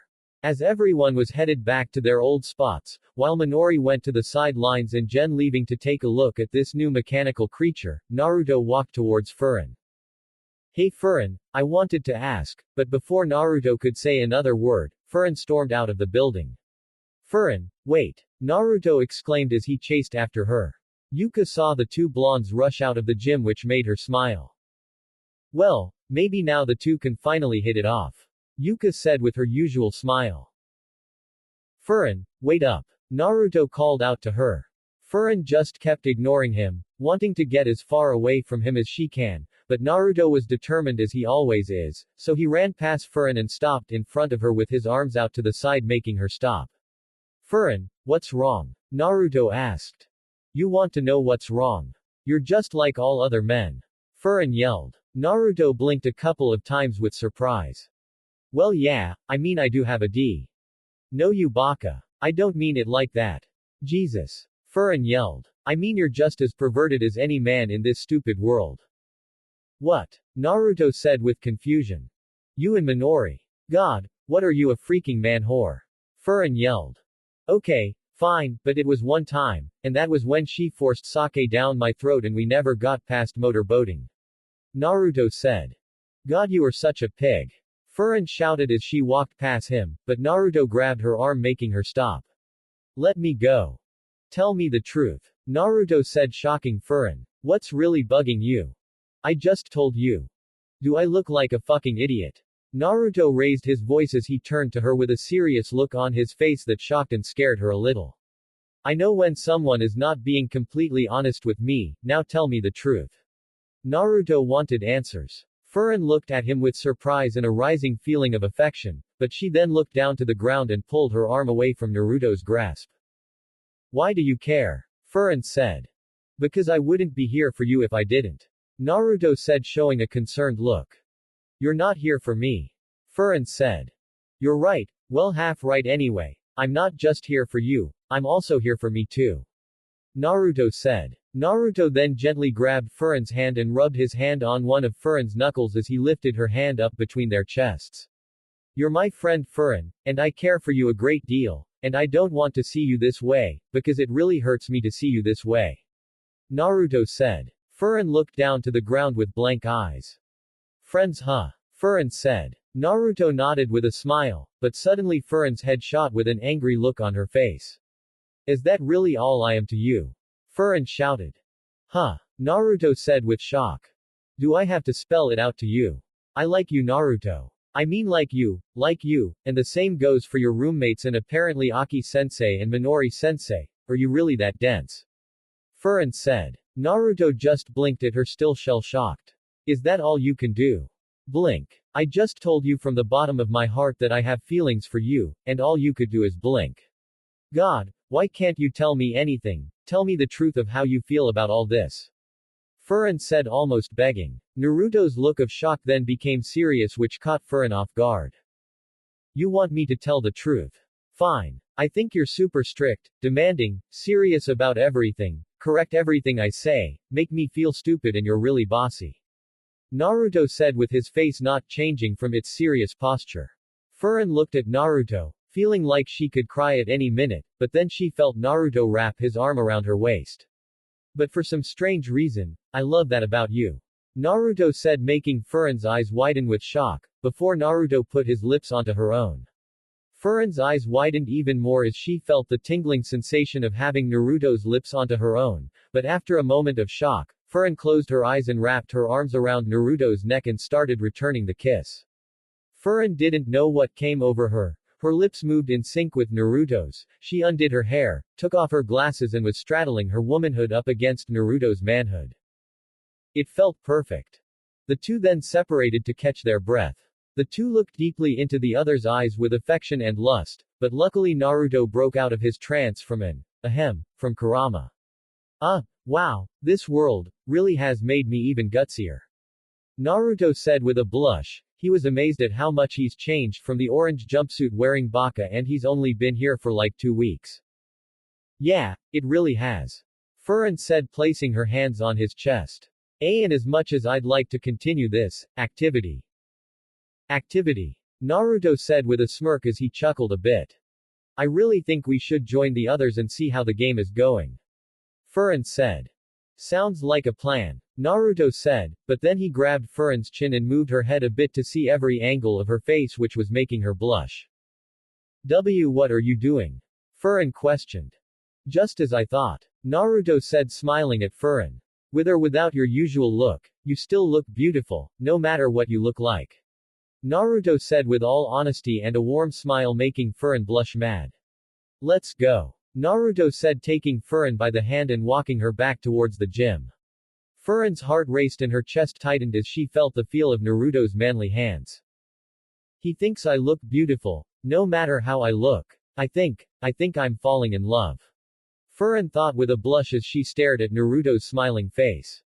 Once the two got into the gym, they saw Cha-Cha set the ball up with her Maken compressor, making the ball grow to gigantic size, and Azuki summoned her Maken Hawk, a mechanical boot-like weapon that covered her foot, and kicked the ball with added Maken energy to boot, no pun intended if people thought that.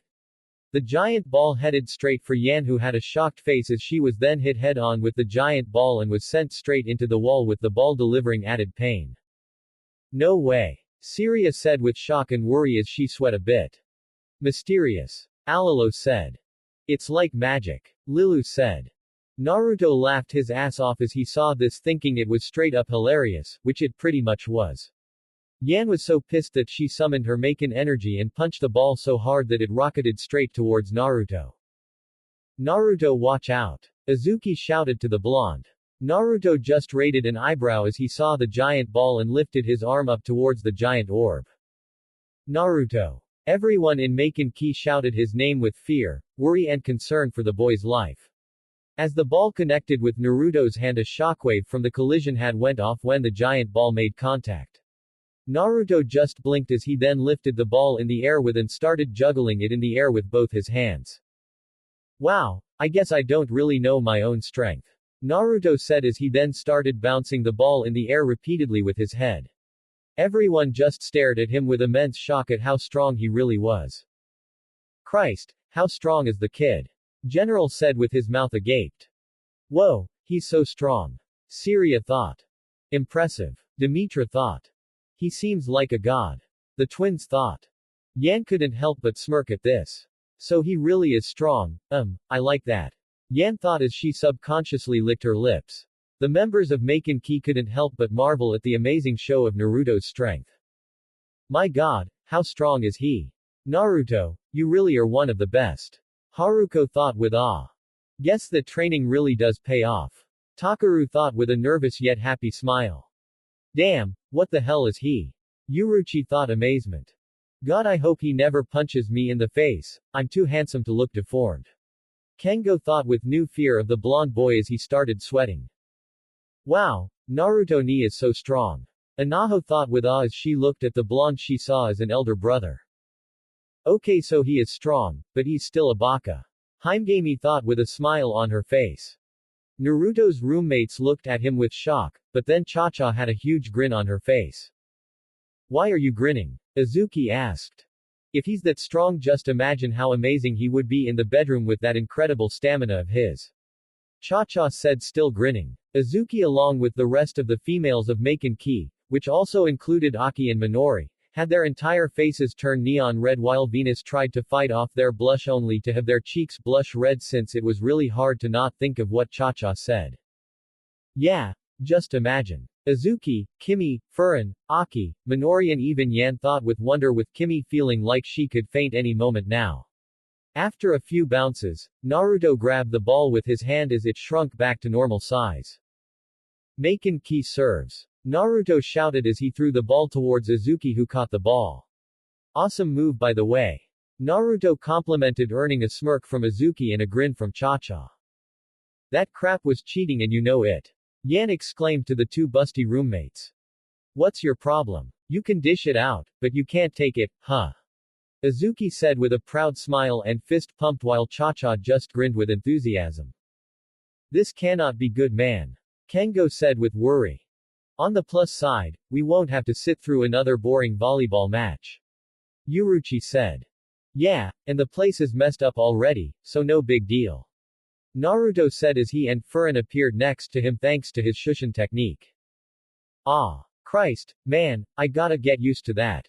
Kengo said, holding the left side of his chest where his rapidly beating heart was. Kengo then noticed Furin's new look. Whoa, Kengo said with wide eyes. Takuro and Uruchi looked at Furin with their mouths gaping and wide eyes. Furin, is that you? Uruchi asked. Furin blushed and nodded in response. Wow, you look great. Uruchi exclaimed. Totally tilde, Takuro and Kengo said, sounding like they were in a trance, and they pretty much were. I'm going to be with Yuka. Furin said.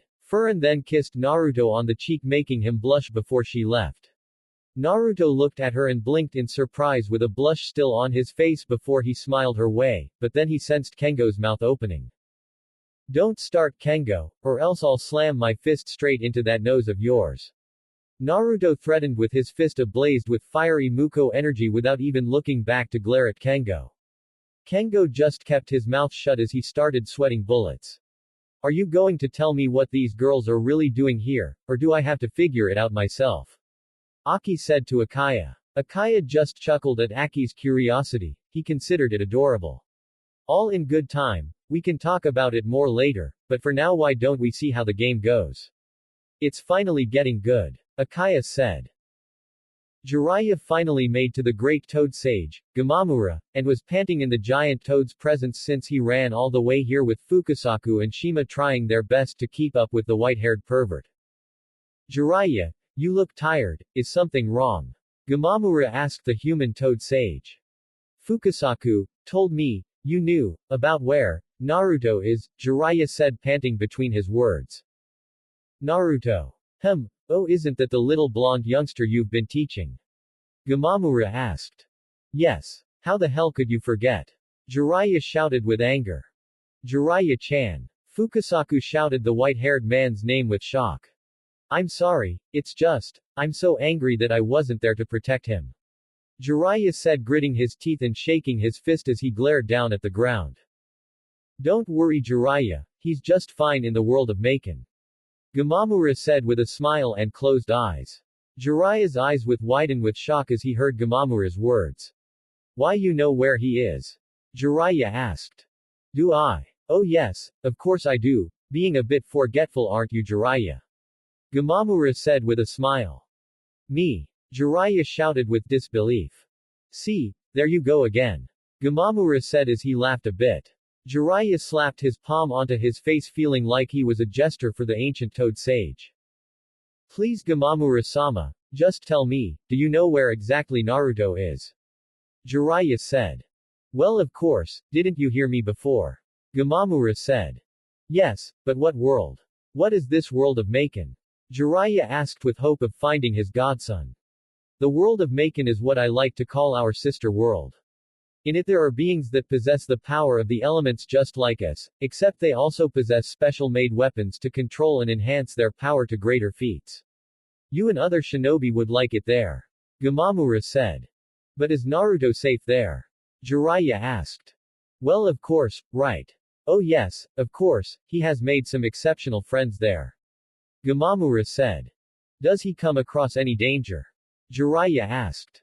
Why yes he does, but he has faced them along with his new friends, and he possesses an extraordinary power that can even overcome a tailed beast. Gamamura said. Jariah, Fukasaku and Shima were all shocked at hearing this. Naruto, how strong have you become, to actually equal a tailed beast? Good Kami, if your parents were still alive I know that they'd be proud of you. Jariah thought. Would you like to see him? Gamamura asked. Jariah looked up at the great toad sage with wide eyes before nodding. Gamamura then put his hands together and started going through countless hand signs faster than the eye could see. My Kami, even in his advanced age he could weave through hand signs greater than any being that ever existed, damn this toad is unpredictable. Jariah thought. Once Gamamura finished with a ram sign he slammed both his palms onto his orb and said. Tajigan Mappu Shitsu, multidimensional map chamber. Suddenly the entire room shook like there was an earthquake happening. Suddenly a bright light came from the orb and engulfed the entire room making Jariah, Fukasaku and Shima cover their eyes from the intense light. As the light died down, they uncovered their eyes only for them to widen as they saw that the entire room looked like that they were all in the middle of space. My Kami. Fukasaku said. You can say that again. Shima said. My Kam. I didn't really mean it pa. Shima said. In the room appeared different universes making the three marvel at the sight while Gamamura just scratched his chin as he looked at them. Now let's see, which one was it again? Gamamura said. Alilo was filming the match as she directed her and Lilu's video camera at Demetra. She looks mad. Alilo said. Yeah she does. Lilu agreed. How can they tell? Naruto thought after hearing the twins' words. Maken energy suddenly surrounded Demetra making her body glow green and her two braids float in the air. Okay, now I can tell she's mad. Naruto thought. Suddenly water came straight through a window, breaking it and it moved around like a serpent above Demetra. What the hell? Azuki said nervously as she looked at the serpent-like moving water above Demetra. An eye for an eye, right? Demetra said. What the hell is she talking about? We pretty much already did that eye for an eye crap. Yan made the volleyball a living weapon with her Maken energy and Azuki and Cha-Cha pretty much returned the favor. Naruto said. Not really, that Yan girl made the ball into a weapon subconsciously and your two girlfriends did take things a little too far. Uruchi said. Well, still. Naruto said. Oh no. This is bad. Furin said. Uh-oh, I had a feeling something like this might happen. Oh, I almost forgot to say that I love your new look. Yuka said. Are you seriously bringing something like that up right now? Furin shouted to her best friend.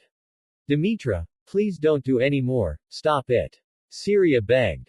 It's way too late at this point, no one can shut her down now. Yan said with a smirk. Her power is incredible, look at that, she has total control over her element. Heimgami said shocked at the sight. If I made a batch of cookies would you eat some? Kimi asked. Cookies. Of course. Anaho said with glee. I'm guessing you guys aren't watching this game like at all. Heimgami said to the oblivious gleefully girls she was with. It's unbelievable how skillful that girl is, she's almost as good as Naruto when it comes to controlling water. Heimgami thought. Alright, if you insist. Haruko said as she summoned Murakumo with her Maken energy dancing furiously around her body. I'd be more than delighted to be your opponent. Haruko said with new great vigor as she pointed the end of her blade towards Demetra.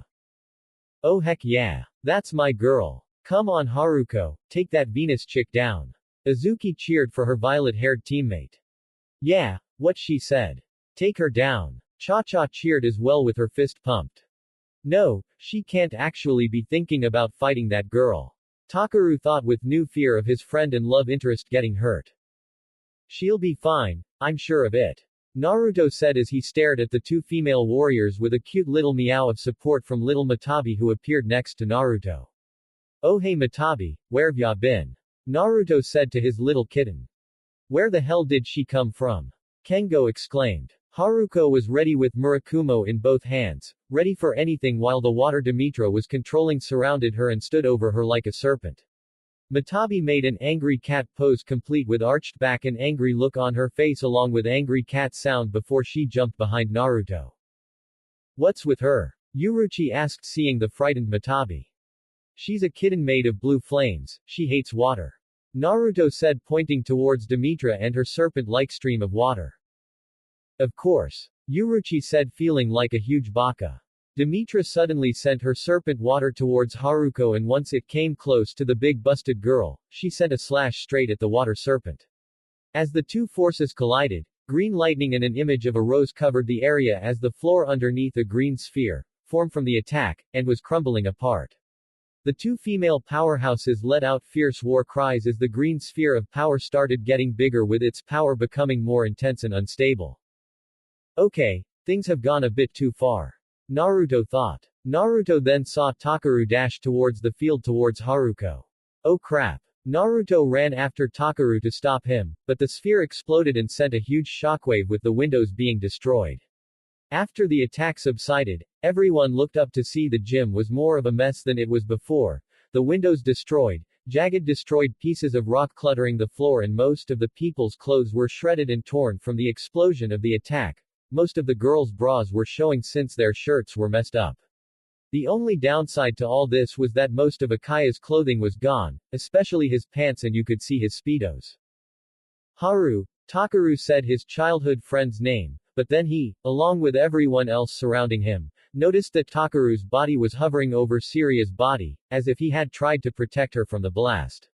Syria awoke to have found Takuro over her, like he was willing to use himself like a human shield to protect her. The result was Syria squealing with joy as she wrapped her arms around Takuro's neck as she brought him into a tight embrace.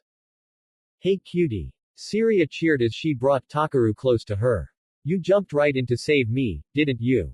Syria said looking at Takuro with dreamy eyes and a blush on her cheeks. But didn't you save me? Takuro said. You must be my own little knight in shining armor who's come to rescue me. Syria said. Huh. Knight in shining armor, Cha-Cha repeated Syria's words to herself until she realized something. Oh no. Where's Naruto-kun? Cha-Cha shouted as she ran over Takuro to the last place she saw her own knight in shining armor. Takuro groaned from the pain of being stepped on by Cha-Cha with the gray-haired girl's footprint on his back. You saved me again. Thank you, my cute knight. Jariah said as she held Takuro closer to her, making Haruko super angry and jealous. Cha-Cha was digging through the rock to find her blonde boyfriend with Kimi and Izuki assisting her. Suddenly a giant rock started moving and was lifted off of the ground to reveal Naruto over Yan protectively. Hey, are you okay? Naruto asked Yan. Yan couldn't help but blush as she stared into Naruto's eyes. Why yes. Yan said. Yan then looked south to see that Naruto's muscle shirt was torn to reveal his sexy well-defined abs and pectorals. Oh god, am I getting turned on? Yan thought with a blush. That's good. Naruto said with a smile, but then he sensed an aura of killer intent directed at him, which obviously wasn't good. Naruto turned around to see Izuki glaring at the two with red menacing aura surrounding her while Cha-Cha and Kimi had anime-style tears pouring from their eyes.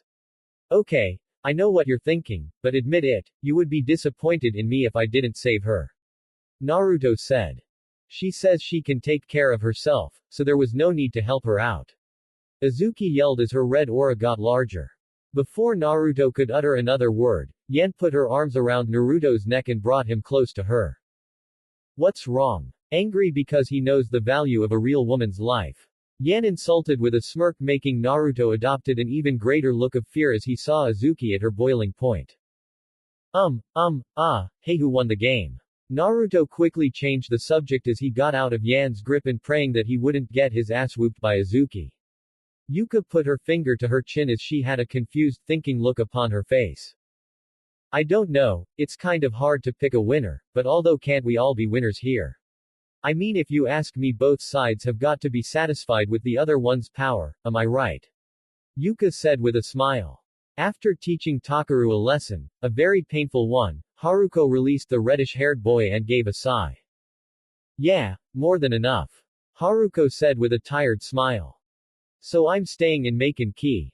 Yes. Naruto cheered with Kimi and Cha-Cha. Dance with me, Izuki-chan. Naruto exclaimed, extending his hand towards the redhead, making her blush red. What? I thought you said you don't like doing it in public. Izuki said, still blushing red from embarrassment of dancing in front of her friends.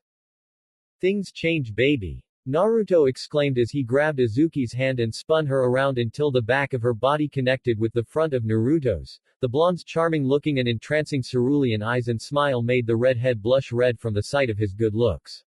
Naruto grabbed Izuki's hips and started moving them with his own before spinning her around and grabbing her waist and started taking steps as she followed along.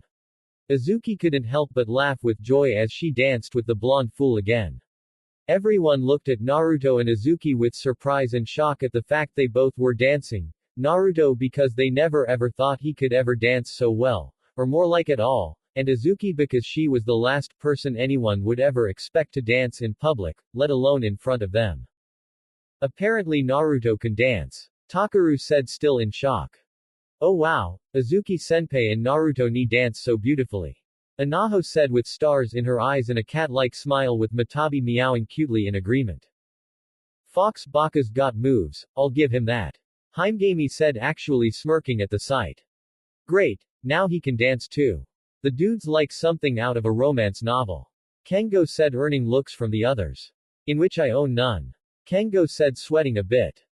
Naruto and Izuki moved their bodies and hips to an imaginary groove before they finished with a ballroom dancing dip. The members of the security committee clapped and cheered for the two and their incredible dance moves. Izuki couldn't help but laugh at the fun she had along with Naruto. The two just loved doing things with the other. Minori couldn't help but smile at Naruto along with Aki. As if the kid wasn't bangable before. Minori said, making Jen and Akaya look at her with shock and their jaws dropped while Aki's entire face turned red from mentally agreeing with her friend. Did you just say? But before Jen could finish his sentence, Minori glared at him with a menacing dark aura surrounding her, making Jen sweat bullets from great fear. Jen, I think you should really take back that metal snake and do your research on it. Minori said as she clenched her hand tightly into a fist in front of Jen. Now. Why yes, Minori-chan. General said before he ran out of the gym like there was no tomorrow. Minori and Aki noticed Akaya glaring daggers at Naruto, No doubt he was jealous and that made them smile seeing him like this. I will not lose to you, you little blonde bastard, Akaya thought with anger and envy as he continued to glare at the super-powered Jinchuriki. Naruto and Azuki looked into each other's eyes and got into a trance. The two then started leaning in closer as their hearts started beating rapidly. The two closed their eyes as they prepared for what was going to happen next. My turn. Cha-Cha shouted as she grabbed Naruto's arm and stole him away from Azuki, making the redhead fall to the ground since Naruto wasn't holding her anymore. The blonde and red-headed roommates weren't prepared for that. Dance with me Naruto-kun. Cha-Cha cheered as she held onto Naruto's wrist and started spinning around with him before she brought her body and Naruto's together, feeling the other's body up against their own. Man Cha-Cha-chan, you sure are energetic. Naruto said with a small grin while Cha-Cha had a huge one as they held each other close with Cha-Cha's almost exposed boobs pressing onto Naruto's chest. Don't get a boner. Don't get a boner. For the love of God please don't get a boner from the touch of these hot almost exposed breasts. Naruto thought as some blood came down his nose. Hey! Azuki shouted with a glare as she grabbed Naruto's arm and ripped him away from Cha-Cha. He's my partner, dancing is our thing. Azuki said. Our thing. Naruto thought with a blush from hearing Azuki's words. You don't own Naruto or dancing. Cha-Cha argued as she grabbed Naruto's other arm and pulled him back, but Azuki refused to let go. Let go of him Cha-Cha. Azuki exclaimed with annoyance. No. You let go. Cha-Cha argued back with annoyance as well. And so their little tug of war over Naruto had started. Kimi looked at her three roommates with a sweat drop down the side of her head, but she had a smile and her eyes closed as she looked at the little fight over Naruto. Oh boy. Kimi thought as she continued smiling. Oh, there it is. Gamamura said finally finding the right universe. Now let's see if I remember to do this. I'm sure you do, but if you don't mind, do you think you could find him quicker? Jariah said getting anxious to see his godson. Jariah-chan, please be patient. Fukasaku said sternly. Yeah, show the great toad sage some respect. Shima exclaimed sounding like a mother scolding her child. No, you too, it's quite alright, I understand. Gamamura said. Jariah, remember that not everything is in your power or else knowing you this world would be peaceful and every woman in the world who fall head over heels for you. Well yeah, the hot ones anyway. Jariah mumbled. Gamamura chuckled at the white-haired pervert as he continued to search for Naruto's chakra. Ah, here he is. Gamamura said as the room was changing its image. Jariah was ready to see how his godson was doing in this mysterious new world the blonde Jinchuriki was in, prepared for anything that he'd see. He's mine. A girl with mocha-colored skin, gray hair tied in a sideways ponytail atop her head and a huge bust exclaimed as she pulled Naruto's arm. You don't own him. A red-haired girl with violet eyes and a nice noticeable bust size argued as she pulled Naruto's other arm to keep him away from the mocha-skin girl. Jariah's mouth was hanging down towards the ground with his eyes widened anime-style with shock. He definitely wasn't prepared for this. These girls were wearing tattered clothing that exposed their panties, bras and goods, and they were damn good looking with astounding breasts. Oh yes, did I forget to mention Naruto has earned the attention of some beautiful women. Gamamura said with a smile. I don't believe this, Naruto, Jariah thought with disbelief. That's it. The red-haired girl exclaimed finally pulling Naruto away and tossed him to the side. You wanna go? She said menacingly to the mocha-skinned girl. Bring it. Naruto-kun will be mine. The mocha-skinned girl exclaimed as she then tackled the red-haired girl down to the ground and the two started wrestling. Cha-Cha, Azuki come on, please don't fight. Naruto said, but as Cha-Cha got Azuki in a hold by tightly wrapping her arms around Azuki's abdomen and lifted her into the air with her breasts being pressed up by Cha-Cha's arm giving them more elevation and a bit of a bounce. Then again seeing these two fight in their underwear was something I've always wanted. Naruto mumbled to himself with a perverted nosebleed. Seeing this Jariah had anime-style tears. He finally embraced his perverted side. Jariah thought. Naruto-kun. A cute petite dark-haired girl said the blonde's name snapping him out of his trance. Huh. Yeah Kimi-chan. Naruto turned his attention to Kimi. I was wondering, if it's okay, that, you'd like to dance. Kimi asked with her pom-poms up to her face to hide her red blushing face. Sure. Naruto said, extending his hand towards Kimi with a smile and blush on his face. Kimi smiled and blushed as well as she released her pom-poms and grabbed Naruto's hand as the two started dancing ballroom style, with Kimi's head lying comfortably on Naruto's well-defined chest, making the blonde blush from the petite girl snuggle close to him. I don't believe it. Jariah said as he was wiping away the proud tears from his eyes. My godson is a genuine pervert with a harem of women. Jariah shouted to the heavens with pride and joy for his young godson. To think that Naruto would have a collection of women who are cute, sexy, and gorgeous and have amazing busts. Well, 2 of them at least, but still. I am just so proud. Jariah said as he started crying anime tears again. I need a moment. Jariah said, wiping away the fresh new tears, making Fukasaku and Shima sigh at Jariah's perverted nature and Gamamura chuckle at the same thing. Gotta tell ya, the first time I saw Naruto dance years ago I laughed my ass off at the fact that the kid could dance so well, but back then he found a pretty girl around his age, and look at him now. Who would have thought those dance moves would pay off? Jariah said with a smile as he remembered the good old days. Suck it, Ero Sennin, these dance moves paid off. Naruto thought with a victorious smile. Kimi just couldn't help but smile and blush as she felt Naruto's body up against her own and hear his beating, which sounded like music to her. She got so into the moment that she felt like she was in a fairy tale. I love you. Kimi said, closing her eyes and smiling lovingly. What? Naruto said with a look of shock and blushing red. Nothing. Kimi quickly said with her whole face turning red from embarrassment. Excuse me. Naruto turned to see Demetra. I wanted to thank you for saving my teammate. Oh, it was no problem, she would have done the same for me. Naruto said. You know, I think she would have. Demetra said with a smile. Really? I was just saying that to be nice, oops, sorry. Naruto said, blushing with embarrassment. It's alright, I really can't blame you for thinking that way. Demetra said. Naruto smiled, but then he sensed something that made him adopt a serious look on his face. Is something wrong? Demetra asked. Suddenly Naruto lifted Kimi over his shoulder and grabbed Demetra by the waist before jumping far out of the way, and just in time as something came out of the spot they were just standing on. Rack another for saving another beautiful Venus and of course beautiful Maken key member. Naruto said as he released Demetra and placed Kimi back down on the floor, both blushing at being called beautiful by the blonde. Everyone looked towards the dust of whatever came up out of the ground when they heard a hissing sound. That can't be good. Azuki said as she and Cha-Cha were stuck in a grappling position. Suddenly out of the ground came a giant metal snake's head with green markings that hissed with its mouth open, showing off its dangerous fangs at everyone. I'm guessing that's Mama Snake. Naruto said. Suddenly another giant metal snake's head came out of the floor and dust. And that's Daddy Snake. Naruto said with a raised eyebrow.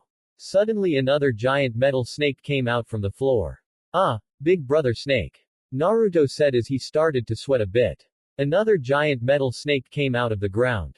Sister Snake. Then another giant metal snake came out of the ground. Uncle Snake. Naruto said before another giant metal snake came out of the floor. Ah, Cousin Snake. Another giant metal snake popped out of the floor. Distant Cousin Snake. Naruto said as he started sweating bullets now. Then, surprise, another giant metal snake came out of the ground. Ah, Distant Cousin Snake twice removed. Naruto said with an anime-style fearful look on his face. Would you stop that? Azuki shouted as she punched Naruto upside the head. Suddenly, once the dust finally settled, everyone saw the snakes were connected to one body. Is it just me or is that an 8-headed snake? Jariah said with new fear as she held Takuro with the reddish-haired boy's face smashed against her breasts. Is this how Naruto feels with Cha-Cha every day? I like it. Takuro thought with a perverted smile and blood going down his nose. Is that Yamada no Orochi? Aki said with shock at the sight of the 8-headed monstrosity. It can't be, Minori said with shock. It is time. Akaya shouted as he jumped into action. Yamada no Orochi. I and my team are here to defeat you. Prepare yourself. Akaya said, getting into his fighting position, but then suddenly a snake tail came straight out of the ground and slapped Akaya straight into the bleachers. I know I shouldn't laugh at that, but that was so fucking hilarious. Naruto said as he started laughing his butt off. So, this is Yamata no Orochi. Yen said looking up at the snake. No it isn't, look at the neck of that head. Azuki said pointing at the symbol of a circle with a white crescent moon with the rest of it being black. That's Mayanaka Moon Shikai's symbol. Azuki said. Don't those guys ever take a break? Kengo said with fear of the giant metal eight-headed snake. One of the snake heads went down into the ground and Naruto sensed where it was going. Naruto quickly grabbed Kimi and Demetra as he sensed the snake below them. Takuro, Kengo, catch. Naruto shouted as he threw the two girls towards the two boys.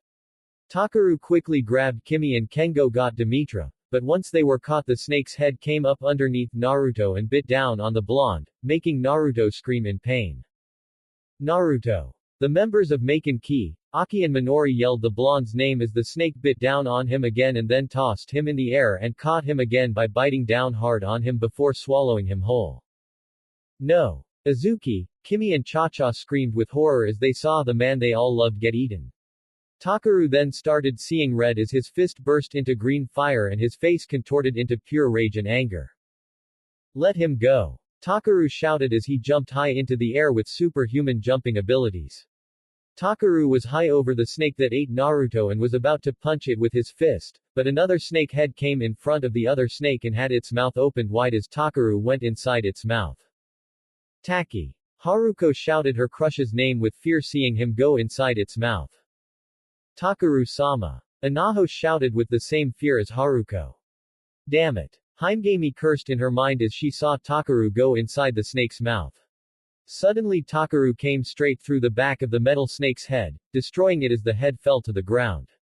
Everyone looked at Takuro with shock seeing the incredible feat he had just performed. Takuro landed on the other metal snake's head, grabbed the top part of its mouth and tried to lift the snake's mouth, and he was succeeding a bit as the snake's mouth was opening bit by bit. Taki, look out! Haruko shouted. Takuro turned his head to see another snake head lunging at him, but suddenly the snake was kicked away by Azuki and her Maken, Hawk. Takuro quickly went back to trying to lift open the snake's mouth, but the snake lost its patience and slammed itself down to the ground head first, slamming Takuro down onto the ground. Takuru-sama. Anaho shouted as she ran to her fiancé with her Maken, Kamuto out and ready. Once she made it to Takuru's side, she saw Haruko standing in front of him protectively with Murakumo out and ready to take on the snake heads.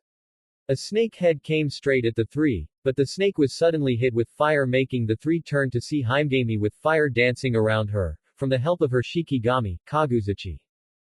Like I'd let the three of you have the only fun around here. Himegami said.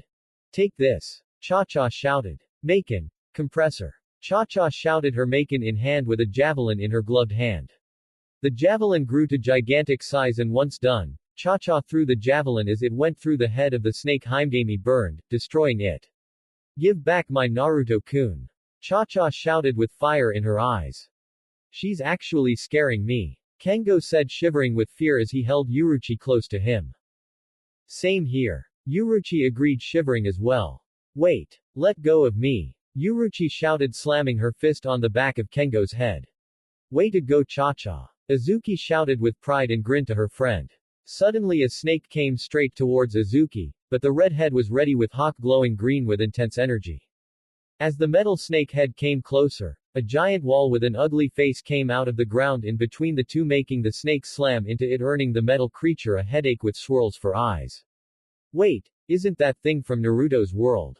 That thing that pale freak Orochimaru summoned during his battle with Naruto. Azuki thought as the thing disappeared. Suddenly chains were wrapped around the snake and bringing it down to the ground, restricting it of movement. Azuki. Hurry and take it down. I can't keep this up forever. Kimi shouted with her Maken, tablet glow and intense green. Azuki nodded with a smirk as she jumped high into the air and then rocket down towards the top of the snake's head with her Maken, Hawk first, but suddenly two snake heads came straight at her. Oh number you don't. Cha-Cha shouted as she jumped high into the air and slammed her fist down on one of the snake's heads, sending it rocketing hard into the ground. The other metal snake head was suddenly sent rocketing down to the ground from an axe delivered by Yan with her own Maken energy covering her foot. Thanks to the two female powerhouses, Azuki was able to deliver her blow down onto the top of the snake's head, destroying it to pieces. 3 down, 5 to go. Azuki shouted. Make that 4. Cha-Cha shouted as she used her amazing strength to rip the metal snake's head off and threw it into the bleachers. Ow, my head. Akaya said, rubbing his head, but as he looked up, he screamed as a decapitated metal snake head was slammed straight into him, rendering him unconscious. Oops. Cha-Cha said as she jumped next to Azuki. Don't worry about it, Naruto will be proud when he hears about this. Azuki said to her friend with a smile, making Cha-Cha grin with joy. Guys, something's happening. Kengo shouted, pointing at the remaining snake heads. Everyone looked up to see the snake head's eyes turn red as its metal armor turned red with their underbellies turn orange while their markings were still green. The snakes roared and breathed fire, making everyone jump away from the snakes. Oh great. Now they can breathe fire. I said it before and I'll say it again. I hate snakes. Kengo shouted with more fear. We heard you the first time. Himegami shouted, starting to get agitated. What do we do now? Yuruchi asked with fear of not knowing what to do. Allow me. Demetra said. Demetra then sent Maken energy all over her body once more. After a moment or two, giant streams of water came through the destroyed windows. The water surrounded Demetra while the floor was flooded with water.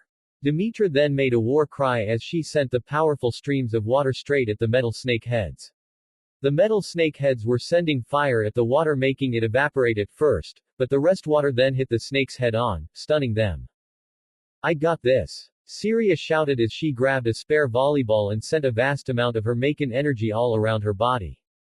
Jariah tossed the ball high into the air and then jumped high up towards the ball and kicked the ball straight at one of the snake heads, destroying it. Yes. Jariah cheered. My turn. Haruko shouted as she jumped high into the air with Murakumo in hand, ready to slash down on one of the last 3 snake heads, but the snake heads got out of their stunned state and went for Haruko. Oh no. Haruko thought with fear, but then arrows of light hit the snakes, stopping their attacks and blinding them a bit from the bright light. Haruko quickly sent Murakumo down on one of the snake heads, destroying it as it exploded from the intense power. Haruko landed onto the floor and jumped back towards the other and turned to see Furin with her Maken. Habaya, a bow that fires arrows of light and is also one of the original 8 Maken. Haruko smiled at the security committee president and nodded, earning a smile and nod from Furin. Guys. Kengo said, pointing towards the remaining 2 snake heads. One of the snake head's eyes turned white along with its underbelly and the rest of its armor turning winter blue. The snake heads roared as the still red with orange one still breathed fire while the other head shot out shards of ice at everyone. Everyone scattered to avoid the attacks, with some getting burned and others cut by the shards of ice. Everyone was now hiding behind rubble as the snake heads continued using their attacks. What do we do now? Azuki shouted as she, Cha-Cha and Kimi were hiding behind a giant piece of rock to avoid getting burned. I don't know. Haruko shouted, not knowing what to do now. Takuro glared at the 2 snakes shooting attacks. I refuse to give up. I know you wouldn't, Naruto. Takuro thought as he then started charging towards the snake heads. Taki. Haruko shouted her crush's name with fear. Dude. Don't be a hero. Kengo shouted with fear for his friend's life. Takuro dashed all the way towards the twin snake heads with his hand become green fire. The ice shards were cutting him up and as he was dashing he got burned by the fire on his shoulder, but he ignored it and focused on his goal. Green fire surrounded Takuro's feet and once he jumped, he rocketed straight into the air as his entire arm glowed green. Give me back my friend. Takuro shouted as he rocketed towards the snake head that shot ice shards. Maken. Overflow. Takuro shouted as he slammed his fist onto the ice snake head. Suddenly green electricity surrounded the snake head as it cried before it exploded with a fierce winter-like breeze as its aftermath. Takuro landed back towards the ground, skidding back with his sleeve gone, showing of his muscular bicep. Takuro looked at the remaining snake head with rage as his fist turned into green fire again. You're next. Takuro shouted. Everyone looked at Takuro with amazement. They had never seen such power from a regular student before. Naruto was different, he was a super-powered human being from another world, but Takuro was from here and he had displayed amazing power that could rival Haruko's. Hell, he's probably better than her by now. The remaining snake head then opened its mouth up and made a screeching noise, making everyone cover their ears from the pain. The metal from what was left of the destroyed snake heads started heading towards the remaining attachments of the severed snakes. As the metal all came together, the 7 other snake heads were fully restored. Oh great! Takuro said as he jumped back from a lunging snake head.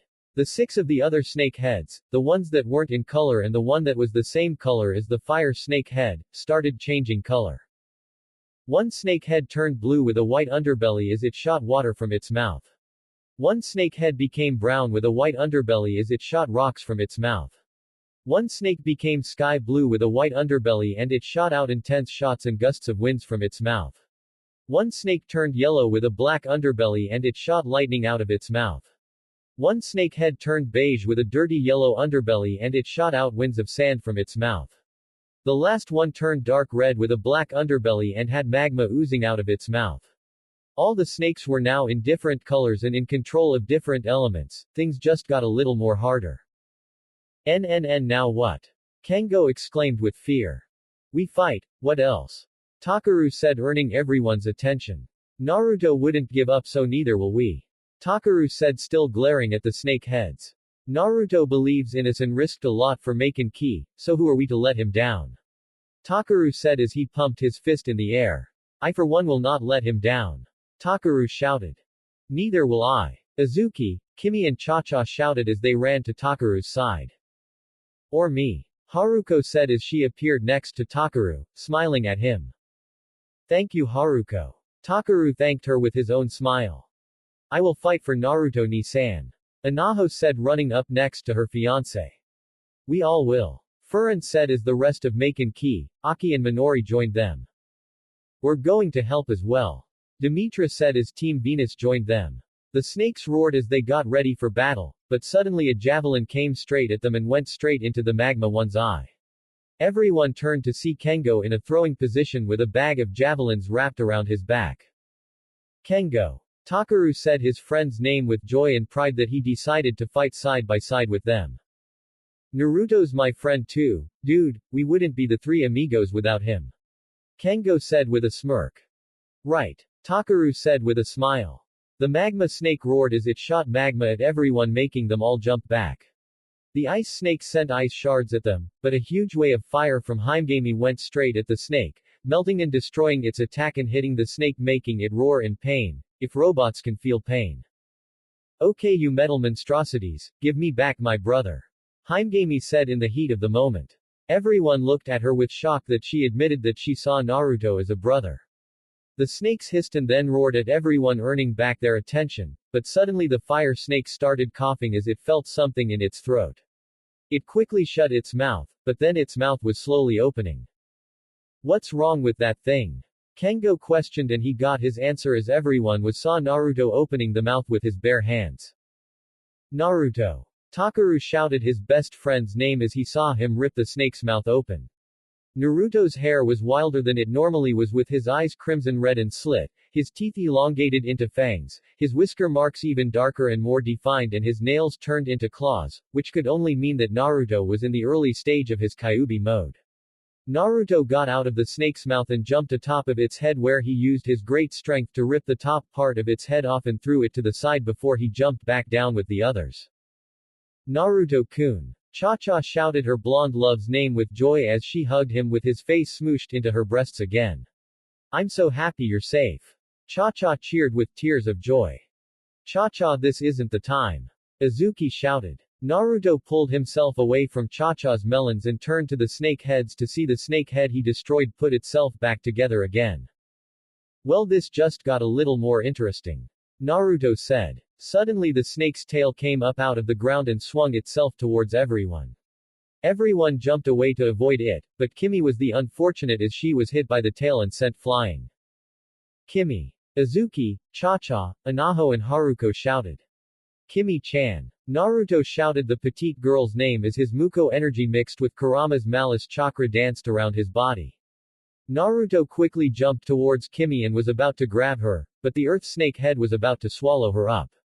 You leave her alone. Naruto screamed as his hand was covered in Muko energy and suddenly in his hand was a kunai with bomb tag completely made of bluish-green Muko energy and with the new weapon in hand, Naruto threw the kunai straight into the snake's eyes with the tag exploding destroying half of the snake's head and making it fall to the ground.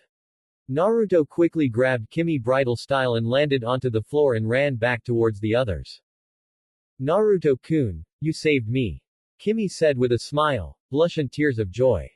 Like I said back at the hot springs Kimi, I care so much for you and I couldn't imagine my life without you. Naruto said looking down at her with a smile. As a friend, Kimi said. Actually, I was thinking as something more. Naruto said blushing red. Kimi was shocked to hear this, but she couldn't help but smile and blush red as she stared at Naruto with loving eyes.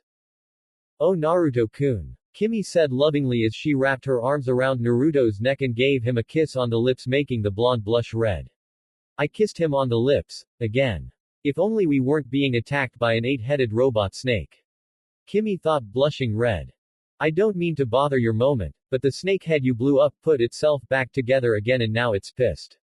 Kengo said with worry. Naruto looked at his hand, the one that created the kunai with bomb tag, before he smirked. Matabi. Naruto shouted the kitten's name.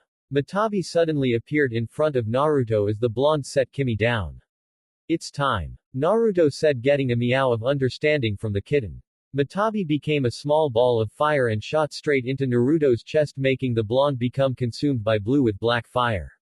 As the fire faded, there stood Naruto with two blue with black fiery tails, cat ears and arms with elongated black claws and his eyes were golden yellow. Everyone stared at Naruto with amazement at his new transformation. Let me have a shot at these guys for a moment, okay guys. Naruto said as he created two giant shuriken that then burst into blue with black flames. I've been itching to try this form out. Naruto said with a dangerous cat-like smile. The magma snake lunged straight at Naruto, but the blonde threw his giant flaming shuriken at the snake, straight at its mouth and it exploded inside once making contact making the entire head blow. Naruto grinned as he jumped high into the sky and quickly spun around becoming a flaming tornado with shuriken flying straight at the heads, exploding on touch. The snakes hissed with pain as they felt the little explosions on themselves. Naruto landed on the earth snake's head and slashed it to pieces with one hand and then jumped onto the neck of the snake and slammed its claws down on the neck and ran down the neck with his nail still in the epidermis of the metal snake. The lightning snake opened its mouth and shot a lightning bolt at Naruto, but the blonde jumped high in the air, avoiding the hit which led to the earth snake to have its neck blown off. Naruto breathed in a huge amount of wind which made his chest puff out and then Naruto shot out a huge flaming blue with black fireball at the snake, hitting it and melting part of its face. Naruto then created a Rasenkaru and slammed his foot down on the ice snake's head and saw the wind snake shoot a giant blast of wind at him, so Naruto jumped straight at the attack and rapidly spun his body around to make a mini fire tornado. The fire surrounding him made it easy for him to go through the attack without the worry of getting hurt since fire is superior to wind. Once Naruto was in front of the snake head, he roared as his claw hand grew in size and once he swung at it, he cut the snake head to pieces. Naruto landed on the neck of the decapitated snake head and noticed the water snake was ready to send a water attack, so Naruto was getting ready to send a giant stream of fire its way to counter the snake's attack, but suddenly the blonde super-powered Jinchuriki was surrounded by a storm of blowing sand. The hell? Naruto thought as he turned to see the sand snake creating a storm of sand from its mouth. Damn thing. It's fucking up my eyesight. Naruto thought. Kage Bushin no Jutsu. Naruto said as two clones of himself appeared next to him, the three forming a triangle. All together. The original Naruto shouted. Shibo Tatsumaki. Death Tornado. Naruto and his clones shouted as all three spun around rapidly until they became three flaming blue with black tornadoes, but as the three made contact, they combined and became one giant flaming tornado of death. Kyodana Hano no Shibo Tatsumaki. Gigantic flaming death tornado, the voice of Naruto echoed. The snake heads were sucked in and were being melted as they felt the intense heat and pain of Naruto's giant tornado. Naruto then jumped out of the flaming tornado through the top with his energy claws out of his back. Time for the big one. Naruto shouted as he held his hand high. The energy claws quickly formed a Rasenshuriken in Naruto's hand. Here it comes. Rasenshuriken. Naruto shouted as he threw the jutsu into the flaming tornado. Once the jutsu made contact with the tornado, both techniques exploded into a fiery sphere of blue and black flaming death. The room heated up as hot as a burning humid desert with the painful ear-curdling sound that was worse than the sound of 1,000 sharp cat claws onto a chalkboard, which made everyone cover their ears.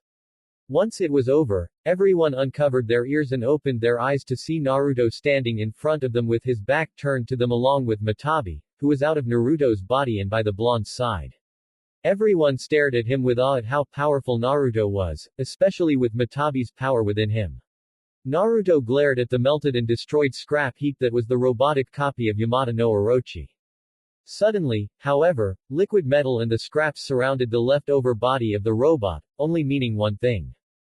Damn it. This thing just won't die. Kengo shouted. Naruto had a thinking look on his face, until he got it. Guys, I have an idea, but I need both the members of Maken Ki and Venus to play nice. Naruto said as he jogged all the way to everyone with Matabi running by his side. As long as we get rid of this damn thing, then fine. Izuki said. I am getting annoyed of this creature, so I'll tolerate it. Yan said. Good, now I need all ears for this. Izuki-chan, Haruko-ne, Anaho Imouto, Cha-cha-chan, Yan, Syria, Aki-chan sensei and Principal Minori-chan, I need you girls to distract the snakes once they're fully formed. Kimi, once the snakes are all distracted, I need you use your Maken tablet to create chains to tie the snake heads in one place. Furin, Kengo, Yuka and Uruchi, once the snakes are tied by the chains, you three send projectiles towards the snake head's eyes, all 16 of them. Kengo, give Uruchi and Yuka some of your javelins. Himegami and Demetra, I need you to combine your fire and water elements together to create steam to throw off the robot's other snake-like senses. Aki-chan sensei and Principal Minori-chan, I'll give you two a signal to send a pair of Maken energy wave attacks at the snake heads. Naruto explained his plan. Everyone, except Takuro, nodded at Naruto's plan. Naruto, what about you and I? Takuro asked. Takuro, you and I are going to deliver the finishing move to that Robo-Orochi bastard. Naruto said, getting a determined smile and nod from Takuro. The creature is almost complete. Demetra pointed out at almost completely restored robotic creature. Good. Let's show this bastard what we're made of. Naruto shouted with determination. Yeah. Everyone shouted. The Orochi robot finally was put back together, but the earth snake head was hit by a giant pull on its head. Take that, you ugly scaly robot jerk. Cha-cha shouted as she lifted the pull up again. Izuki and Yan sent axe kicks down on the fire and ice snake heads. Haruko and Anaho brought Murakumo and Kamuto down on the lightning and sand snake heads, making them hiss with pain. Syria grabbed a whole bag of volleyballs and threw them into the air while she glowed with green energy. She jumped high into the air and kicked all the balls straight at the wind snake head, leaving dents on its metallic skin, which pissed the snake head off. Aki sent a Maken energy-enhanced kick down onto the water snake's head and Minori summoned her deadly gauntlets, Maken, Dragon Ace down onto the magma snakehead's head. All the snakes then tried to attack the girls, but they were all too quick on their feet, including Cha-cha while she held the large pole in her hands.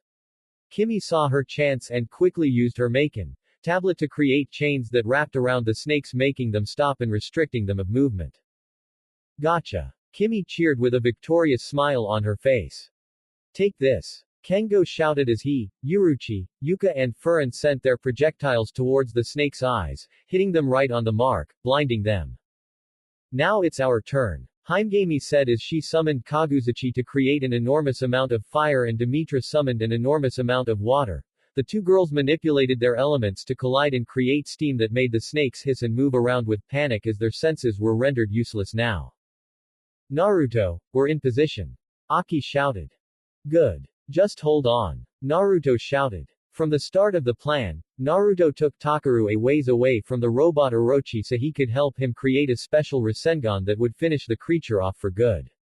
Naruto had told Takuro to mix his new Maken Overflow, which the blonde sensed inside the Robo Orochi's body, with his Rasengan to create a new jutsu that only they could use. Let's finish this bad boy off, Takuro. Naruto said to his best friend. Right. Takuro agreed. Takuro couldn't believe he was actually assisting in creating a Rasengan, he thought he was dreaming. The two concentrated and soon enough succeeding in creating a powerful blue-green colored Rasengan. It's ready. The two shouted with success. Now! Naruto shouted. Aki and Minori quickly shot out a pair of Maken energy waves that made contact with the snake heads, creating an explosion and smoke cloud. Naruto quickly ran towards the Robo Orochi and jumped high into the air.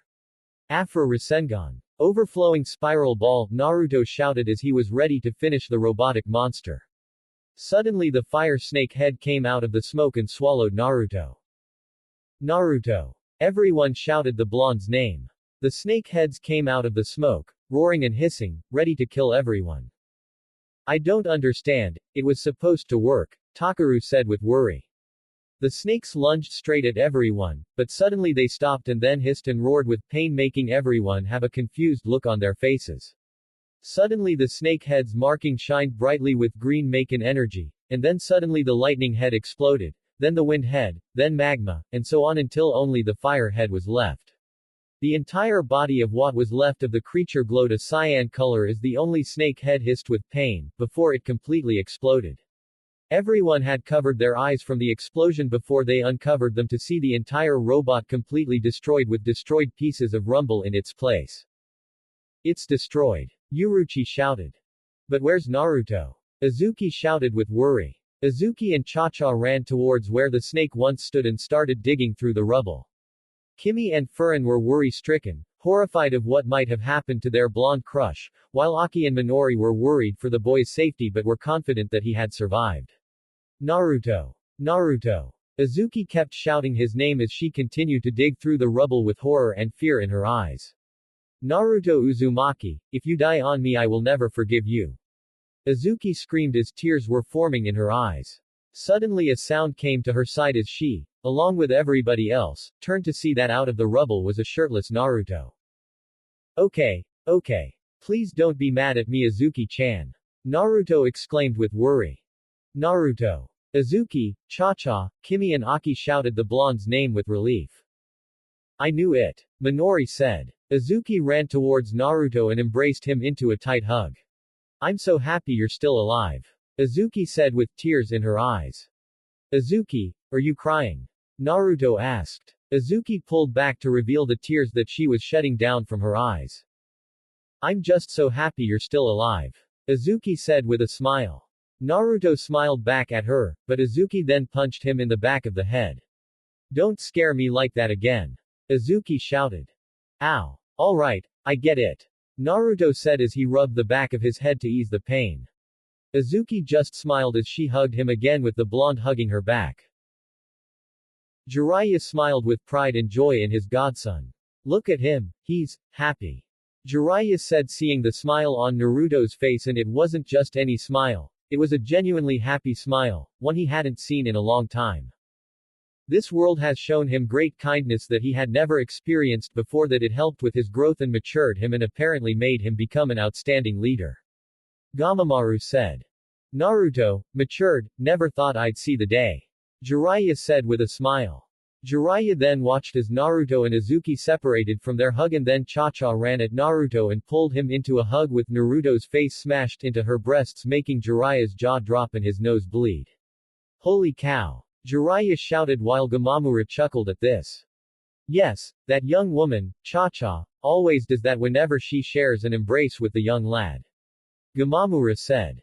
Naruto. With her. No way. Jariah shouted with shock. It is true. Gamamura. Naruto, I'm so proud. Jariah said, wiping away proud tears of joy. Naruto. You're alright. Haruko shouted as she ran towards Naruto with the rest of Maken Ki and Team Venus. Of course Harune, what else did you expect? Naruto said, pulling his head away from Cha-Cha's breast. I worry for you Naruto, remember? Haruko said, sounding like the older sister Naruto sees her as.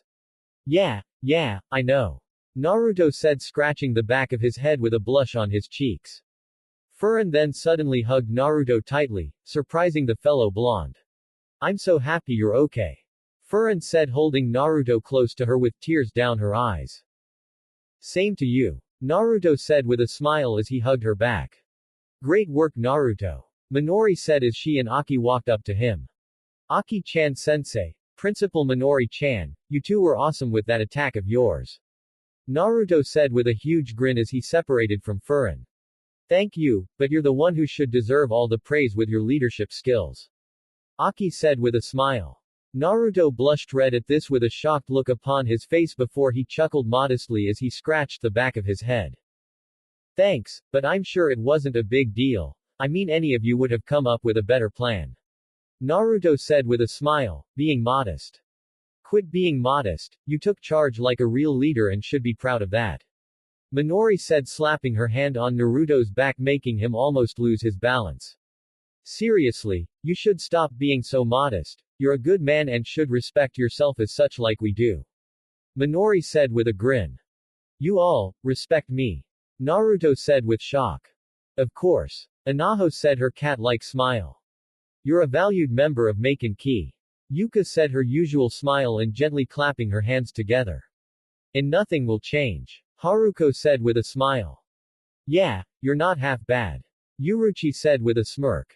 Matabi jumped into Naruto's arms and meowed cutely in agreement. You all really think that? Naruto said still with shock. Suddenly he was punched in the arm making him go, ow. And turned to see Azuki. Quit being so modest like Minori said. Azuki said with a smirk and her hands on her hips. Yeah, you're the greatest. Cha-cha exclaimed with a grin. And no one could make us ever think otherwise. Kimi said with a smile and blush. Naruto smiled and had teary eyes as Matabi jumped onto his shoulder, allowing the blonde to hug his three roommates. You three are the best roommates a guy can have. Naruto said with a smile as the three girls smiled and hugged him back. Roommates. Jariah shouted with shock and his eyes as wide as saucers. Oh yes, these three live with him under the same roof. Gamamura said. Jariah was crying proud anime tears again. Naruto, you've become one lucky young man. Jariah thought as he continued to cry proud anime-style tears. Wait, Jariah then noticed the busts of Minori and Aki, only to have his eyes widen even greater. My Kami. Their breast sizes. They're incredible. Jariah screamed to the heavens. Especially that brunette's bust size. It can rival Tsunade's. Jariah shouted as he stared at Aki's breasts with amazement and desire. Gamamura. How can I reach this world? Jariah shouted with new determination to meet these women and conduct thorough research in this new amazing world filled with amazing-bodied women. Actually that's why I requested your presence. Gamamura said. Naruto separated from the three and looked at the rest of the members of Maken Ki. All of you, I'm happy I met you all. Naruto said earning smiles and grins from them. And Team Venus, I want to say I'm sorry I was bitter towards you all. Well, I'm not sorry about being mean to your leader. Naruto said walking towards the five girls. Anyway, I hope both of our groups can work together as a well-defined unit. Naruto said extending his hand towards them. Demetra grabbed Naruto's hand and shook it. I hope for the same. Demetra said with a smile. Same here. Jariah exclaimed shaking Naruto's hand next. Also with us. The twins said shaking Naruto's hand together, making a three-way handshake. Yen then walked up to Naruto and shook his hand after the twins. I don't know about your friends, but I would gladly like to work with you Naruto. Yen said with a smile. Yan has a crush on Naruto-kun. Jariah cheered with a grin. Shut up. Yen shouted at Jariah with a blush on her cheek. Naruto blushed red at this as well, but then his ear was grabbed by Azuki as he was dragged away from Yen. Ow. Azuki. Naruto said the redhead's name with pain. I told you that I don't like you being near her. Azuki said with an annoyed look upon her face. Yen glared at Azuki as she saw her drag Naruto away. Game on. Yen thought with a glare. You actually did okay today Fox Baka. Himegami said as Naruto finally got his ear away from Azuki's grip. Thanks midget Imouto. Naruto said with a grin as he wrapped his arm around Himegami's neck making her blush. Stop calling me little sister. Himegami shouted with an annoyed pissed anime-style look on her face. Please, I heard you call me your brother while I was still inside that damn thing. From here on out, we're brother and sister. Naruto said, still grinning as he ruffled Himegami's hair. My hair. Himegami shouted as Naruto started making a run for it, knowing what was coming up next. You're dead, Naruto. Himegami screamed with anger as she chased after Naruto as she started sending lightning at him. Ah, look at them. Now they really are brother and sister. Anaho said with a cat-like smile as everyone looked at the two. Yeah, I guess it just fits them. Takuro said with a nervous smirk as he had a sweat drop expression. Naruto ran up the bleachers and turned to see a lightning bolt heading his way, so he jumped into the air and avoided it. Ow, my head. Akaya said, rubbing his head as he got out of the hole he was in inside the bleachers. What happened? Akaya said, but then suddenly he was hit with a lightning bolt, electrocuting him, which led to him falling down every hard seat of the bleachers. Oops. Himegami said, seeing her handiwork. Naruto then landed next to her and gave her a huge hug, which surprised her. I love this girl. She brought pain to him, which is my joy. You're the best little sister. Naruto shouted with joy and a huge grin on his face. Let me go. Himegami said with an embarrassed blush. Naruto released her and smiled at her as he placed his hands on her shoulders. I really meant what I said. I consider you my sister now, and I promise I will be there for you, you have my word. Naruto said, giving Himegami a genuine smile. Himegami looked at Naruto with complete shock. She was mean to him, like she was with every other male, and yet he was willingly with all his heart wishing to be a brother to her. She actually was feeling happiness, a kind of happiness she hadn't felt in a long time. Shut up, Ni-san. Himegami said with a blush on her cheeks. Naruto looked at her with a shocked look on his face before he had a genuinely happy smile on his face with tears in his eyes. Naruto then hugged her, which surprised the still blushing Himegami again. I love you too, Imouto. Naruto said with a genuinely happy smile. Shut up, I said. Himegami shouted to try and hide her feelings, but her blush gave it away. Ah, how sweet. Anaho and Kimi said in unison with smiles on their faces. I am genuinely surprised. Haruko said with shocked look upon her face. Leave it to Naruto to do the impossible. Izuki said with a smirk. The most unpredictable ninja to ever have existed, that's my Naruto-kun. Cha-cha exclaimed with a grin. You mean our Naruto, Cha-cha. Izuki said with an annoyed look on her face. I knew you loved him. Cha-cha said to Izuki with a sly grin. I meant, as in Maken keys. Izuki quickly said with a red blush and embarrassed look. Yeah, right. Just remember that Cha-cha won't give him up without a fight. Cha-cha exclaimed with determination, making Izuki sigh. I expected as much, but don't think I won't fight back either, I will succeed. Kimi said with as much determination as Cha-cha. Izuki looked at the grinning Naruto, who was being yelled at by Himegami, only to smile at the sweet blonde. I'll fight for him as well. Izuki though as she blushed, but then she felt Cha-cha poke her red cheeks. I see that blush. Cha-cha said as she grinned and continued to poke the redhead's cheek.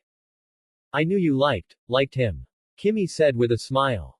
Izuki had an anime-style pissed-off look as she tried biting off Cha-cha's finger, but the mocha-skinned girl quickly took her finger away and continued to grin towards Izuki while Kimi continued to smile.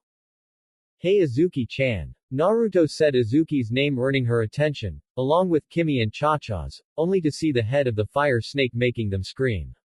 Sorry. Please don't hit me. Naruto shouted with fear of getting hit by Izuki. Naruto, why the hell do you have that in your hands? Izuki shouted to the blonde. Well, because I was hoping to put it over your door. Naruto said timidly, still frightened about getting hit. Huh. Izuki went with confusion. Well, Cha-cha has the robo-bull head and Kimi has that robot dinosaur thing's head over their doors, so I figured that since you helped fight this thing and risked your life and all, that you should have it, well, that, and I don't want you to be left out. Naruto said with a blush. Izuki blinked with surprise, but then sighed with a smile on her face. She couldn't believe how considerate and sweet the boy was. That's actually really sweet of you. Izuki said, smiling at Naruto, making him blush redder. Hey, we're about to take a picture. Why not use that in the pic? Yuka said with her usual smile. A picture. Sweet. Naruto exclaimed with a huge grin on his face that made everyone smile. So there are 5 jewels and some ancient mechanical artifact that could give me the power to go into this world of Maken. Jariah repeated what he heard earlier to make sure he heard it right. That is correct. Gamamura said with a nod. Fukasaku-san. Gamamura said the small toad sage's name, earning a nod from the green toad who hopped away and returned with map of the elemental nations with 5 spots marked. The map shows the location of the jewels, so better not lose it or else. Ah, now I forgot, what would be so bad about losing the map? Gamamura said with confusion. It could end up in the wrong hands. Jariah said. Ah, yes, that's it. Gamamura said. Jariah took the map and put it within his pouch for safekeeping. Thank you Gamamura-sama, but what about the mechanism? Jariah asked. Stick out your hand. Gamamura said to Jariah, which the human toad sage did. Gamamura extended his hand towards Jariah with something in it before releasing the item from his grip and for it to fall into Jariah's hand. Jariah looked down at his hand to see a mechanical disc-like object with 5 holes in it. That is the mechanism that was entrusted to me by the Sage of the 6 Paths, and now I am entrusting it to you Jariah. Gamamura said. Jariah looked at the disc before tightening his grip on it and looking up at the giant elder toad sage with much determination. Gamamura-sama, I promise to keep this safe and out of the wrong hands. Jariah said. I know you will. Gamamura said with a nod. As the room was transforming back into what it originally looked like. Jariah looked at his godson one last time to see a grin on his face as he and his new friends posed for a picture, with his roommates close to him as the blonde held the fire snake head over his head with one hand while his other made a thumbs up. Naruto, you're really making me and your father proud. Jariah thought with a smile before the room turned completely back to normal. Here. Gamamura said as he tossed a crystal ball towards Jariah. Jariah caught the ball and looked at it with confusion. It is a special crystal ball that was also entrusted to me by the Sage of the 6 Paths that it will help you keep progress on how Naruto is doing in the world of Maken. It is locked on his chakra signature, but it needs a piece of clothing he wore to make contact with us to help find him quicker with the leftover DNA that was left in the material that could be used to find him. Gamamura explained. How he didn't fumble and forgot what he was saying just now, I'll never know. Fukasaku whispered to his wife. Sometimes I think he just is that to mess with us other toads. Shima whispered to Fukasaku. Is that what you really think? Gamamura asked, making Fukasaku and Shima jump with fear. We are so sorry Gamamura-sama. Fukasaku quickly said with fear as he bowed to the great elder sage toad. Please forgive us. Shima exclaimed quickly as she bowed to the giant elder toad as well. My young tadpoles, there is no need to act in such a way, there is nothing that you have done wrong. Gamamura said with a smile as he waved the two's words off. Jariah smiled at Gamamura. This is why he always liked the big guy, he's always so understanding. You may leave now Jariah. Gamamura said. Thank you Gamamura-sama, for everything. Jariah said as he placed the mechanism and crystal ball into his pouch before he used the Gyuku Kuchio's no jutsu to return back to Konoha with one thought on his mind. I hope you're enjoying your time there Naruto. Okay, everyone lined up.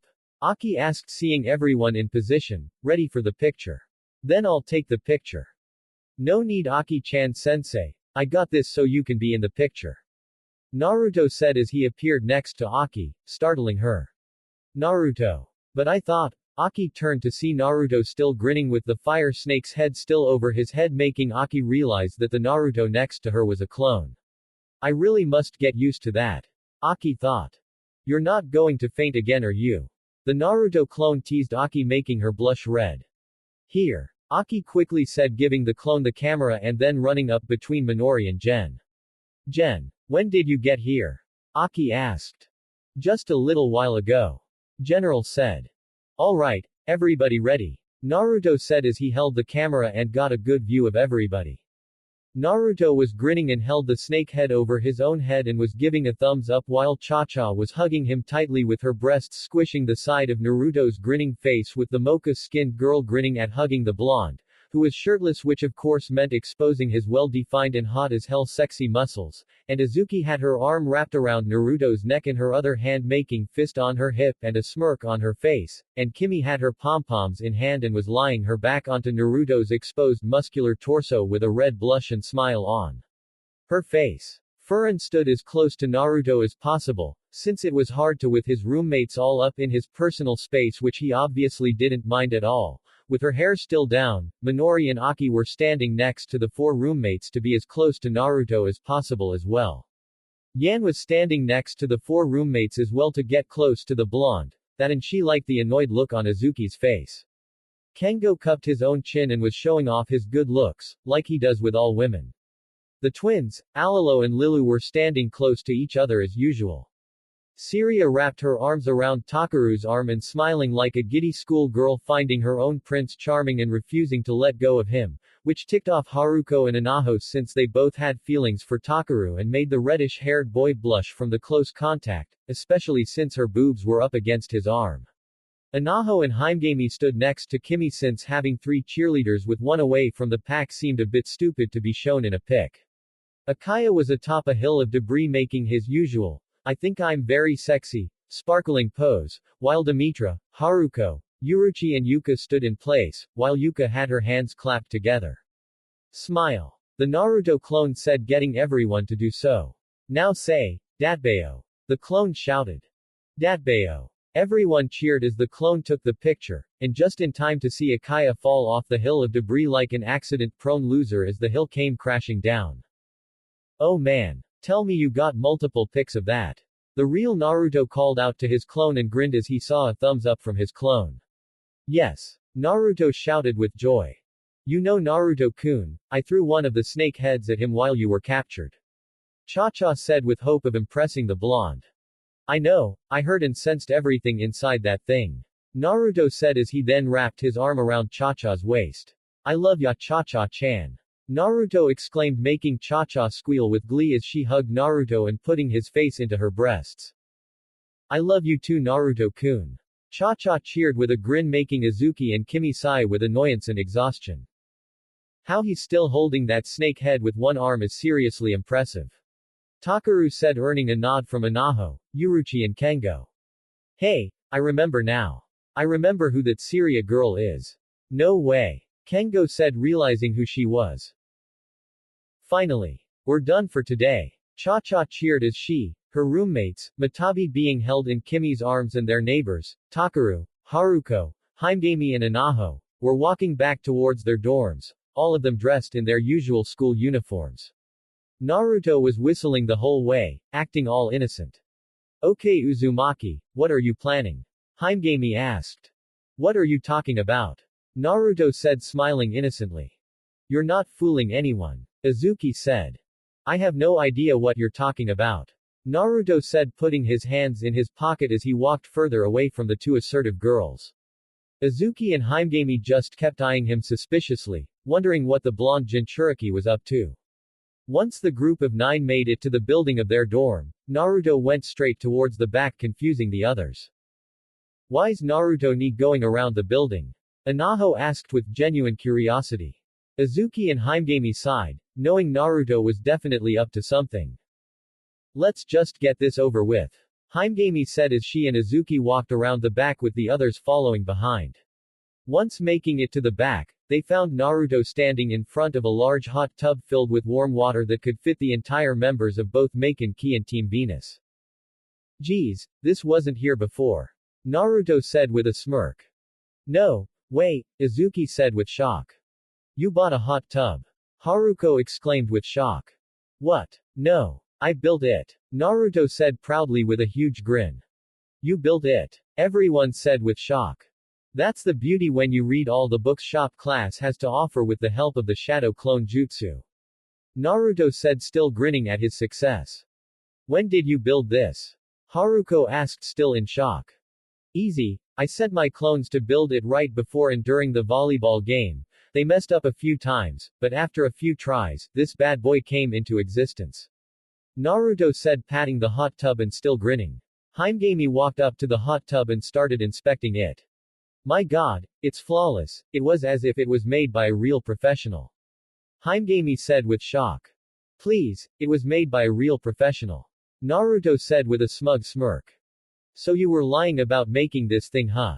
Himegami said, making Naruto adopt an anime-style annoyed pissed-off look upon his face. Cute. That was so funny I forgot to laugh. Naruto said with annoyance. Suddenly a Cha-Cha jumped into the hot tub in nothing but her birthday suit. Ah tilde, this feels so nice. Cha-Cha said as she was enjoying the sensation of the warm water against her skin. Naruto's eyes were anime-style wide as perverted nose blood trickled down his nostrils from the sight of briefly seeing Cha-Cha naked while Takuro had fainted from having a huge nosebleed from the sight. So why did you build it? Anaho asked Naruto, bringing him out of his perverted trance. As a present for the members of Maken, I sent clones earlier to tell the others about it.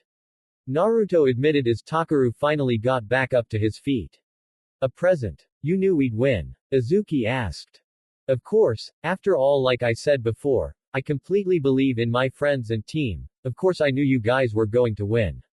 Naruto said with a smile. Naruto, you didn't have to do this. Haruko said, feeling like the boy spoiled his friends too much, which at times he pretty much did. Haru-senpai is right, Naruto-kun, you don't have to do these things for us. Kimi said. I know. I don't these things because I have to, but because I want to. Naruto said, smiling at them. I love you guys. I mean, you're not just my friends, you're my family. Naruto said, blushing red and looking anywhere but his friend's eyes. Everyone looked at him with genuinely heartfelt smiles. Kimi, Cha-Cha and Azuki blushed and just couldn't help but love how sweet the boy was. Oh, Naruto-kun. Cha-Cha shouted the blonde boy's name as she stood from the hot tub, exposing her naked body, making Naruto and Takuro have blood shoot out of their noses as their face had an anime-style shock look on them. We love you too. Cha-Cha cheered as she embraced Naruto with the blonde's face being squished into Cha-Cha's exposed naked breasts, making Naruto's nose bleed even more and Takuro faint from the perverted position. But I love you more than anyone ever will, tilde. Cha-Cha purred seductively with the face to boot. Seeing and hearing her, Naruto couldn't take it anymore. His nose shot blood like a hose, sending him flying high into the air and moving around the air like a deflating balloon from old-timey children cartoons, before he fell straight into the hot tub, dizzy from the whole thing. How he didn't get any blood in the water is a mystery. Naruto groaned as he sat up in the tub only to be grabbed by the shoulders from behind by Cha-Cha. Naruto-kun, tilde, how about you undress and I can wash your back for you, tilde. Cha-Cha purred seductively as he H-cup breasts were squishing up against Naruto's back as the blonde had a shocked and frightened anime-style look upon his face from Cha-Cha's forward personality. Okay, that's enough. Azuki exclaimed as she went up to the hot tub while the others had incredibly shocked looks upon their faces, except for Takuro, who was still unconscious from blood loss, Kimi, who had swirls for eyes as her entire face was neon red, and Matabi, who didn't think much since she thought this is how humans usually are like since she was used to this stuff. Azuki then grabbed Naruto's arm and tried pulling him out of the hot tub, but Cha-Cha grabbed Naruto's other arm and refused to let him go. Cha-Cha, let go. Azuki ordered. No. You never let me and Naruto-kun have any fun. So you let go. Cha-Cha argued back. This isn't a game. Azuki argued. It was never a game from the start. I want Naruto-kun because I love him. So quit being so super jealous. Cha-Cha exclaimed. I am not jealous. I am being responsible. Azuki shouted. Good cover up, like I never heard that before. Cha-Cha shouted back. Kami, how do these things keep happening to me? Naruto thought as the girls continued to fight over him like he was the last adorable teddy bear on the shelf. Inside a hotel room in Konoha, Jariah decided to tell Tsunade tomorrow about what he had learned today, so he rented a room and decided to see how Naruto was doing. It was nighttime in Konoha, so he got ready for bed before he checked on Naruto's progress. After placing the ball over an old torn-up jacket, the one Naruto used to wear before it got all messed up, Jariah focused on Naruto's chakra signature, and after a while of painful concentration, Jariah finally found Naruto, only to have a huge perverted open-mouth smile on his face complete with wide anime-style eyes and a perverted nose bleed, as he saw his godson being fought over by those two girls. Azuki and Cha-Cha, with the latter being naked in a hot tub that Naruto was also in. Let him go, Cha-Cha. Azuki shouted. No. Let Naruto-kun and I have fun for once. Cha-Cha argued. Your kind of fun is always trying to bang him. Azuki argued back. Is that really a bad thing? Cha-Cha exclaimed, making Azuki turn bright red as she started pulling Naruto with more effort, only for Cha-Cha to do the same with the blonde Jinchuriki. Let my Naruto-kun go. Cha-Cha shouted. He doesn't just belong to anyone. Azuki shouted. You're just saying that because you want to do the same things with him that Cha-Cha always tries to do. Cha-Cha shouted. Shut up. Azuki shouted as his face became red with embarrassment. Naruto was still in the middle with a perverted nosebleed and fear in his eyes with a touch of arousal. Jariah watched the whole thing with a great perverted look upon his face. He really liked this Cha-Cha girl. He might not know much about her, but he liked her energy and personality. Jariah could not wait to go into this new world and do some research on Naruto having relations on this mocha-skinned girl when the time comes. And he will bang her. It's meant to be.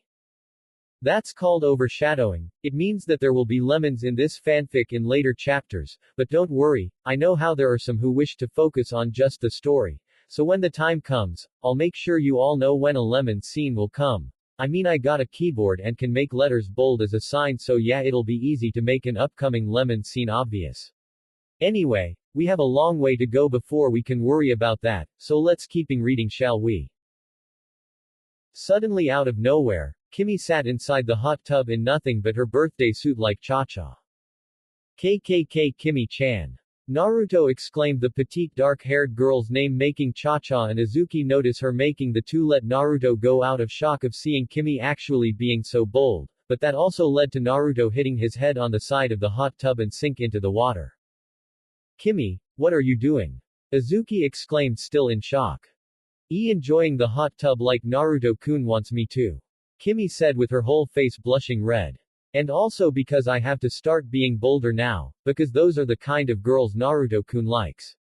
Kimi thought with determination. Matabi jumped into the hot tub water and somehow was able to swim in the water even though she was made of blue with black fire. Apparently Matabi likes water as long as it's super warm. See. She's not afraid to show how much she loves Naruto-kun. Atta girl Kimi. Cha-Cha cheered for her best friend. Well, you won't see me ever doing that, never, ever. Azuki said with her arms crossed. Cha-Cha then suddenly grinned slyly, which was never normally a good sign. Never say never. Cha-Cha said, still grinning slyly. What? Azuki said, but she was then grabbed by Cha-Cha and pulled into the water before the mocha-skinned girl took off all of Azuki's clothes and threw them far away from the hot tub. Cha-Cha, what the hell? Azuki shouted as she blushed red and held her arms over her breasts. You were being a stick in the mud, so Cha-Cha helped you out. Cha-Cha said with a cheerful tone and grin. By violating me. Azuki shouted. Oh come on, Cha-Cha isn't so bad. Cha-Cha said. And besides, Cha-Cha said as she appeared behind Azuki and then cupping the redhead's breasts in her hands and started fondling them, making Azuki moan with guilty pleasure.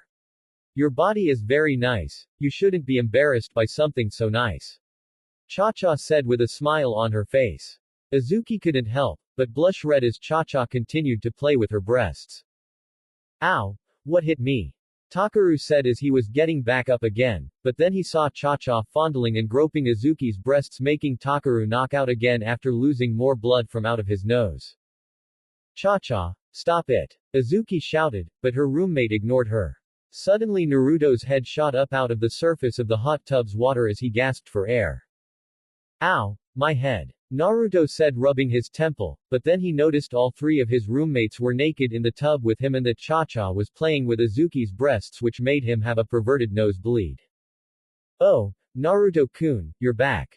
Cha-Cha cheered as she released Azuki's melons and grabbed Naruto, pulling him into a hug with his face in her breasts. We're all in our birthday suits for you. That's how much we like you.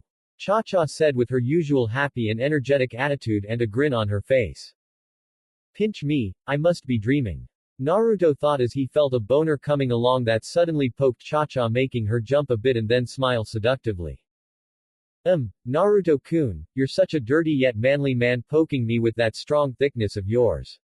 Cha-Cha said seductively with her face also looking seductive, making everyone have their jaws fall to the ground. And poor Takuro, he woke up once more only to hear this and get the idea of Naruto having an orgy in the tub right now. Oh shit, Ero Sennin would never let me live this down. Naruto thought with some relief that his sensei and godfather wasn't there to see all this, but he didn't have to be there to see it. If it wasn't for the fact that he probably would kill me with one of those new super punches of his, I would have never let him live this down. Jariah thought as he furiously wrote inside his research book, getting every little detail he was getting from what he was seeing in the orb, and boy did he love that fondling scene. Jariah then noticed a visible red aura surrounding Azuki, which could only mean one thing.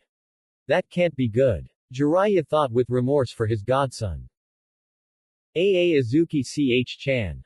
Naruto stuttered his red-haired roommate's name as he saw the frighteningly visible red aura that was scaring him, Kimi, Anaho and Haruko. Azuki then cracked her knuckles before her eyes gleamed with anger. You baka! Azuki shouted as she sent a power and extremely painful uppercut to Naruto's jaw sending him flying into the air. Why must this always happen to us men? Naruto screamed with agony as he then started descending down towards the ground before he landed hard onto the ground, creating a crater. That's going to hurt in the morning. Jariah thought. This girl reminds me so much of Tsunade and that Sakura girl. Oh boy, I guess even other worlds have to deal with their own Tsunades. Jariah thought in fear of meeting the girl in person. Azuki started panting as she tried to control her breathing. Does this mean we're not keeping the hot tub? Kimi asked with fear of getting on Azuki's bad side and losing the hot tub. Matabi meowed as she shared the same fear of losing the hot tub, but not fearing getting on Azuki's bad side. Of course not. Azuki shouted with new vigor and a grin. Naruto was right, we deserve this. Azuki shouted pumping her fist. Then why did you hurt him like that when he didn't really deserve it? Haruko said. Because she was jealous of Naruto-kun and just wouldn't admit she likes him so she punched him to cover up her real feelings. Cha-Cha said with a knowing grin on her face. She really knew so much about how people act that it's pretty damn scary. No. That's false. Azuki quickly shouted as she blushed red. I feel dizzy. Takuro said as he finally came back into the conscious world. And why is he still here? We're naked goddammit. Azuki shouted pointing towards Takuro with a pissed-off look upon her face. Allow me. Himegami said as she conjured up an immense amount of lightning before hitting Takuro with it, making him flying into the air. Why must this always happen to us men? Takuro shouted as he descended from the sky and hitting the hard ground, forming a crater. Problem solved. Himegami said with a smirk. So this is the new hot tub huh? Uruchi said as she, Furin, Yuka, Aki and Minori arrived. It looks absolutely amazing. Yuka said with her usual smile. I know right. You girls have got to hop in. Cha-Cha said with a grin. Why not? Aki said as the rest of the girls took off their clothes and jumped in. In Konoha, Jariah had fallen to the floor in a pool of his own nose blood after seeing Aki's naked breasts. They're even more fantastic than I originally thought. Jariah managed to choke out as the crystal ball became clear again since Jariah wasn't focusing anymore. Takuro groaned as he felt the intense pain of the lightning attack. Girls, I will never understand them. Takuro said. You and me both brother. Takuro heard two voices say in unison making him look up to see Kengo and a fully healed Naruto standing over him. Come on, I know where we can get some nice cheap sake where our age won't get in the way, plus they have some nice gambling parlors. Naruto said as he helped Takuro up to his feet. I don't know, I'm not much of a drinker and gambler. Takuro said as he got back up to his feet. Trust me, you get used to the drinking and I'll teach you how to gamble. Tonight we're having a guys' night out while the girls occupy the tub. Naruto said. That does sound nice. Takuro admitted with a smile. Good. Then tonight we party. Naruto shouted with a grin, but then he realized something. Hey, where's Kengo? Naruto said. Takuro pointed to where Kengo was to find him secretly taking pictures of the girls in the hot tub. Oh boy. Naruto said as he went over to Kengo and dragged him back towards Takuro.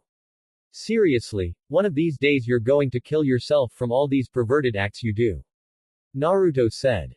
Oh, and I'm supposed to listen to a guy who no doubt is going to have an orgy with women soon. Kengo said as he scoffed. What? Naruto said blushing red. Hi ladies, I'm Naruto, I have unlimited stamina, can create clones of myself with the same amount of stamina and my dick is super long, thick and hard, let's have an orgy.